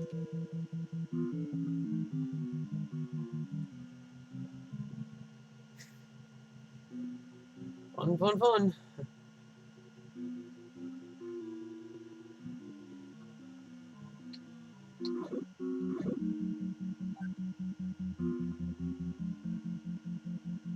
Alright.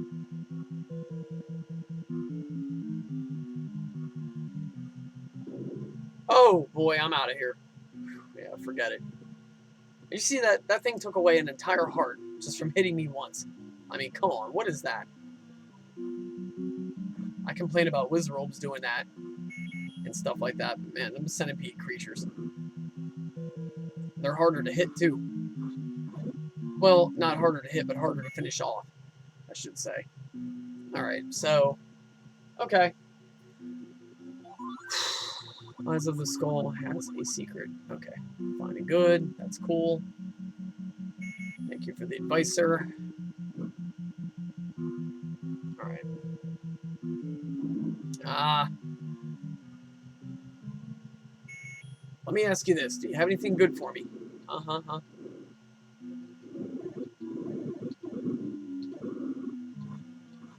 There's a reason why we need to do this. Oh, yeah. Awesome. I'll take it. Okay, I'm gonna bust out the map one more time.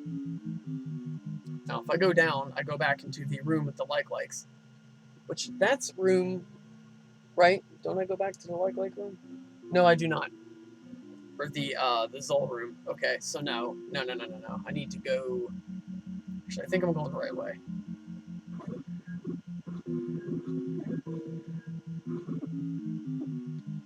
Okay, no need to panic. He can't hurt me, really, without... I don't have a magic shield for him to eat, so... You can't make that bad thing worse.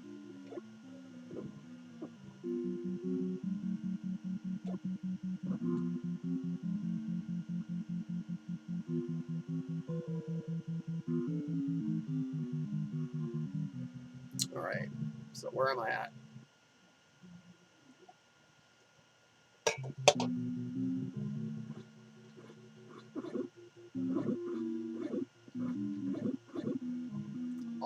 Awesome. Loading me up with bombs. Okay.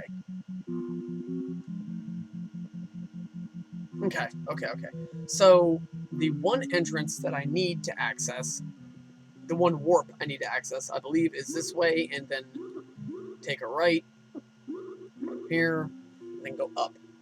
There was a patch right here that I killed. Okay, and I'm not using the map for this. This is just memory. Go to the next room. Right. Okay. And the Wizrobes. Right. Yay! So much fun.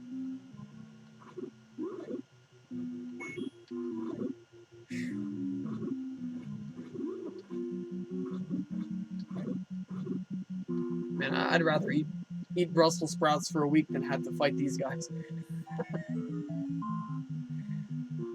Okay, just a joke. I happen to like Brussels sprouts. I was just trying to be funny. Alright. Okay. Now, I'm in this room with these Zol creatures here. Where do I go from here? Where is my next step? I go E.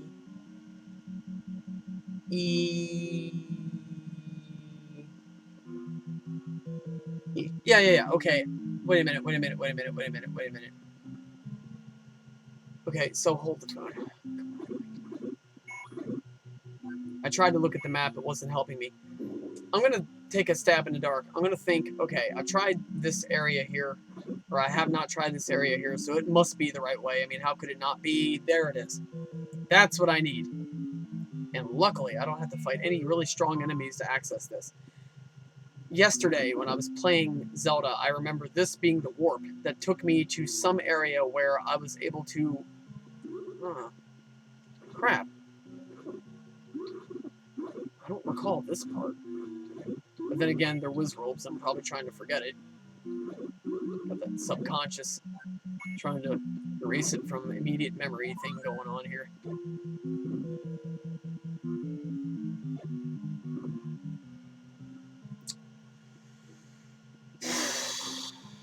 Let's try it. Whoa. Hold the phone. Okay.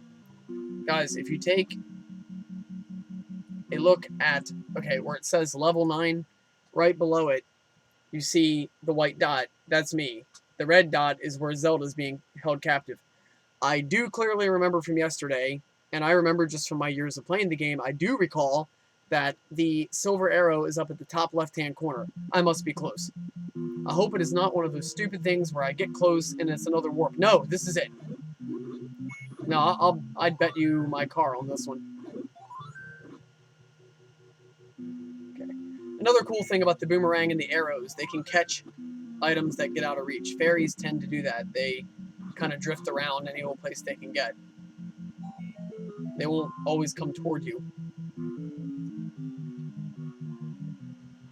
Oh yeah, there it is. I would not put my car up for grabs unless I knew I was right.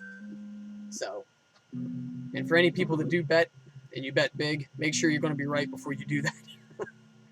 Okay, so, alright, I've got the silver arrow. The only question that lingers now is, let's find Ganon. Now here's the thing, I can't clearly recall how to do that.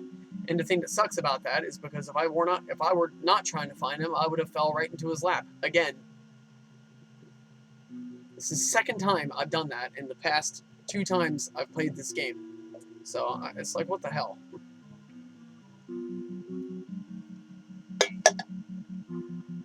Okay, so, guys, let me go take a potty break. I will be right back, and then we will wrap this one up, and I'm going to fire up another stream after this. Here we go.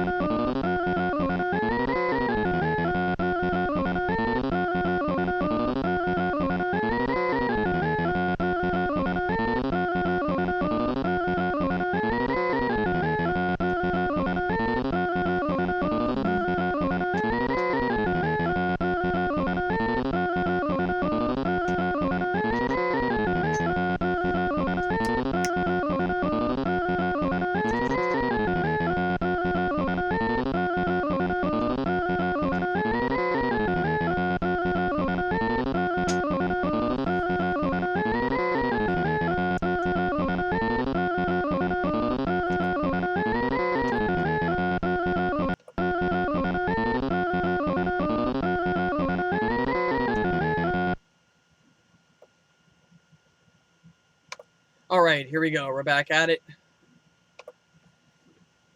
About to wrap this one up. We are about to confront Ganon. Now, I don't think I need to use the map for this either, because here's my logic with that. Okay, every single time I have went downward. Let me kill these all here. Okay, so every single time I have went this way, I have always ended up fighting Ganon. Although that definitely wasn't what I was wanting to do. You know, since I was without the silver arrow, the centipedes, right, wrong. Okay, they didn't respawn. Awesome. Yeah, this is going good so far. Don't want to jinx it, but okay, here we go. And you know, oddly enough, too, I think I'm going to finish this stream sooner than I did yesterday. Wow. So I'm going to say that the quality of my gameplay was much better. You know, the day before yesterday. I'm sorry. Versus this time, but I'm faster this time around, even though I've died. And just, you know, not played as good as I did before. I think this is it. Come on, be right, be right, be right. I think I can recognize if I'm in the right. No. I'm back to, this isn't right.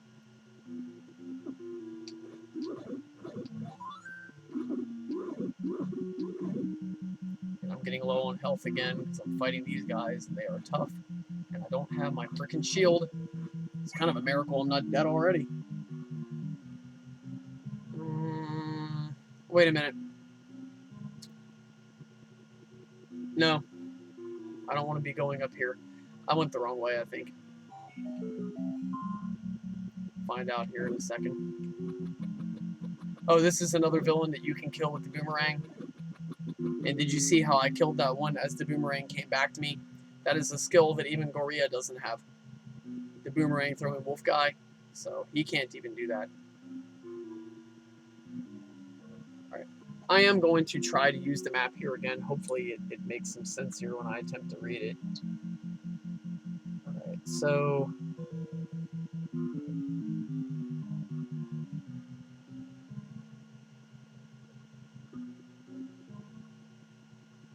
Okay, no, wait a minute. Actually, according to the map here, and yes, I did use the map for this part because I did get confused for a second because this one right here appears to be taking me back to the Silver Arrow place. Okay, it's this one here, right? This room here with the likes, and I go to the left. Alrighty, okay.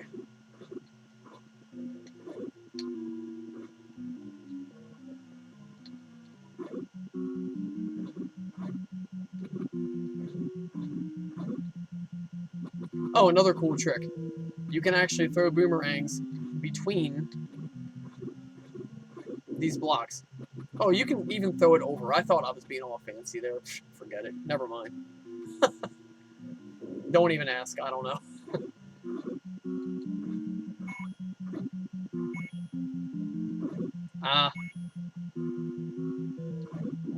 Zol got a decent grab on me just there. Okay. I'm remembering from when I accidentally accessed Ganon those past times. I think the way I did it was I went up through here. So there was 2 different warps I went through, if I'm remembering this right. Oh man, awesome.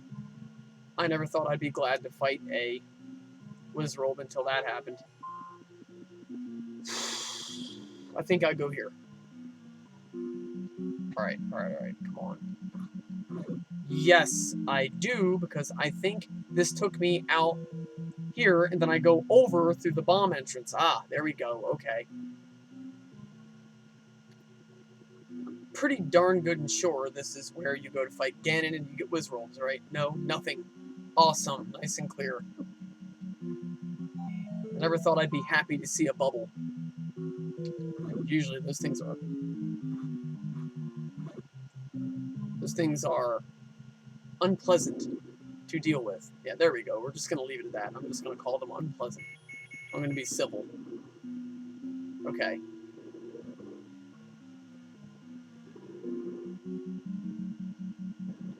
I'm going to use the medicine. I'm going to bite the bullet. I don't want to have to do that, man.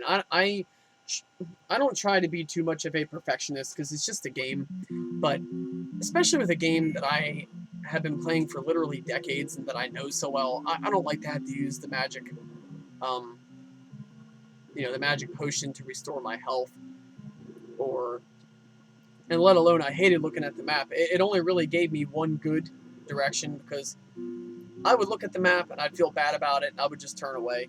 You saw it. It gave me one piece of advice that really truly helped me. I don't like doing any of that, if I can help it. Now, if it's a game I'm totally ignorant to and I know nothing about, I don't mind using strategy guides because I have a good reason to. And some games can be pretty damned hard and cryptic, you know what I'm saying? But that doesn't fit the bill for me in Zelda, so I can say I've played the game pretty clean, this time around. Here we go. We're going to fight Ganon. Now, I'm going to show you guys. Again, when you fight Ganon, he's a big, ugly, mean-looking somebody, okay? And he is, he's tough. He's got an unpredictable attack pattern. If he touches you, it takes away a lot of power. When I say touch you, I don't mean with the magic beams. I'm talking when he actually hits you. I think he takes away 2 full container hearts worth of energy. Alright, when you stab him enough times with your sword, he turns red, give him the silver arrow. He's done.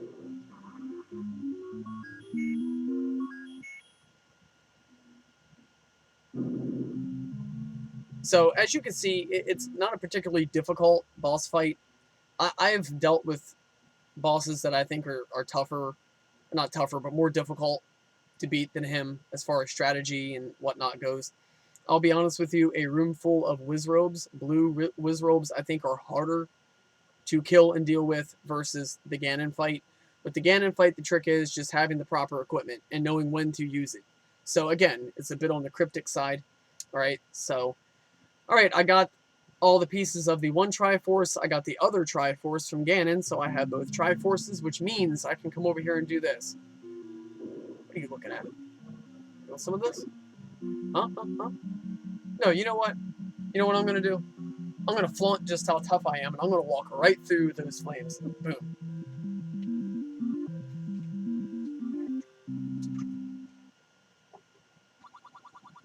Alright, so Link saved the day. He rescued the beautiful princess. They live happily ever after.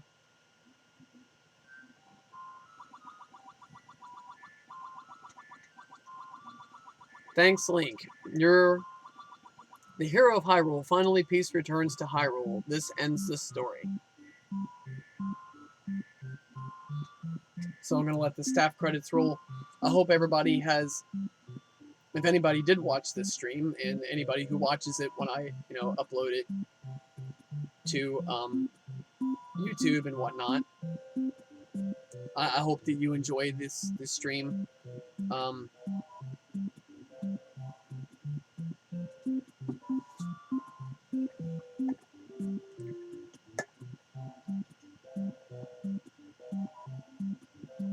If you happen to be new to video games, or to at least Legend of Zelda, this version of Legend of Zelda, I hope that everything I told you was informative, that I didn't try to give you too much information too fast. I basically tried to present the information similar to how I present information when I'm teaching a class. Just explain how it works, explain what will happen if it goes wrong, explain what happens if it goes right, use examples, try to give everybody a clear understanding of what to do and how to do it.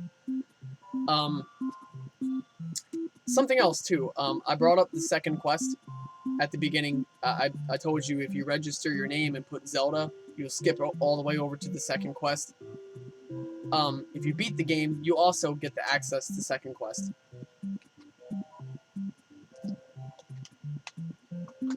So there's 2 different versions of Zelda 1. There is the first quest, which is cryptic, difficult, challenging. And there's the second quest. That one's hard. I will stream that one another day. I can play it, I can beat it, but I'm going to warn you, it's going to take a lot more. It's going to take a lot more for me to do it. It's going to be a longer stream, I can promise you that one.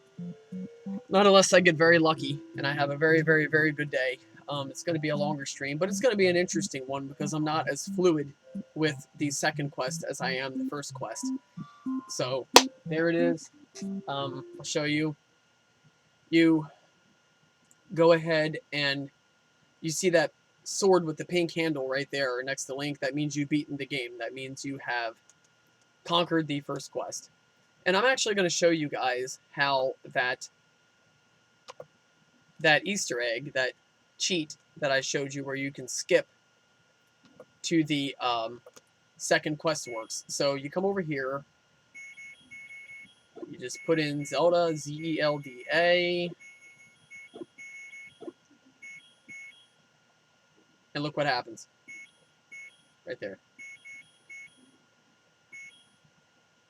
There you go. See the sword next to Zelda? There you go. So that means that that's an instant ticket to the second quest. If you're new to the game, I wouldn't advise doing that. If you're experienced with the game, you know a lot about it, or you're really good at games, go for it. But if you're new to the game, I would highly recommend that you go ahead and play the first quest first. You would definitely want to scaffold the difficulty that way and, do the lesser difficult one first to kind of get used to the game's mechanics and all that kind of thing. So, okay, what I'm going to do is I am going to end the Zelda stream here. I am going to take a short break, and then I'm going to come back on. I'm probably going to fire up my Xbox One. So I hope some people can join me. It doesn't look like anybody will. But, who knows? I'm not going to discount the possibility. Again, in future streams, I will try to give people more of a heads up so they can join me and all that. I hope everybody who watches this liked my gameplay, liked my commentary, found my my stream to be entertaining. Again, I say if we have to be quarantined, let's find something fun to do. So I hope I was able to give you guys exactly that. So thank you very much for watching, for joining me, and you all have a wonderful morning. Hope to see you back soon. I'll be back in a few minutes. Domo arigatou gozaimasu.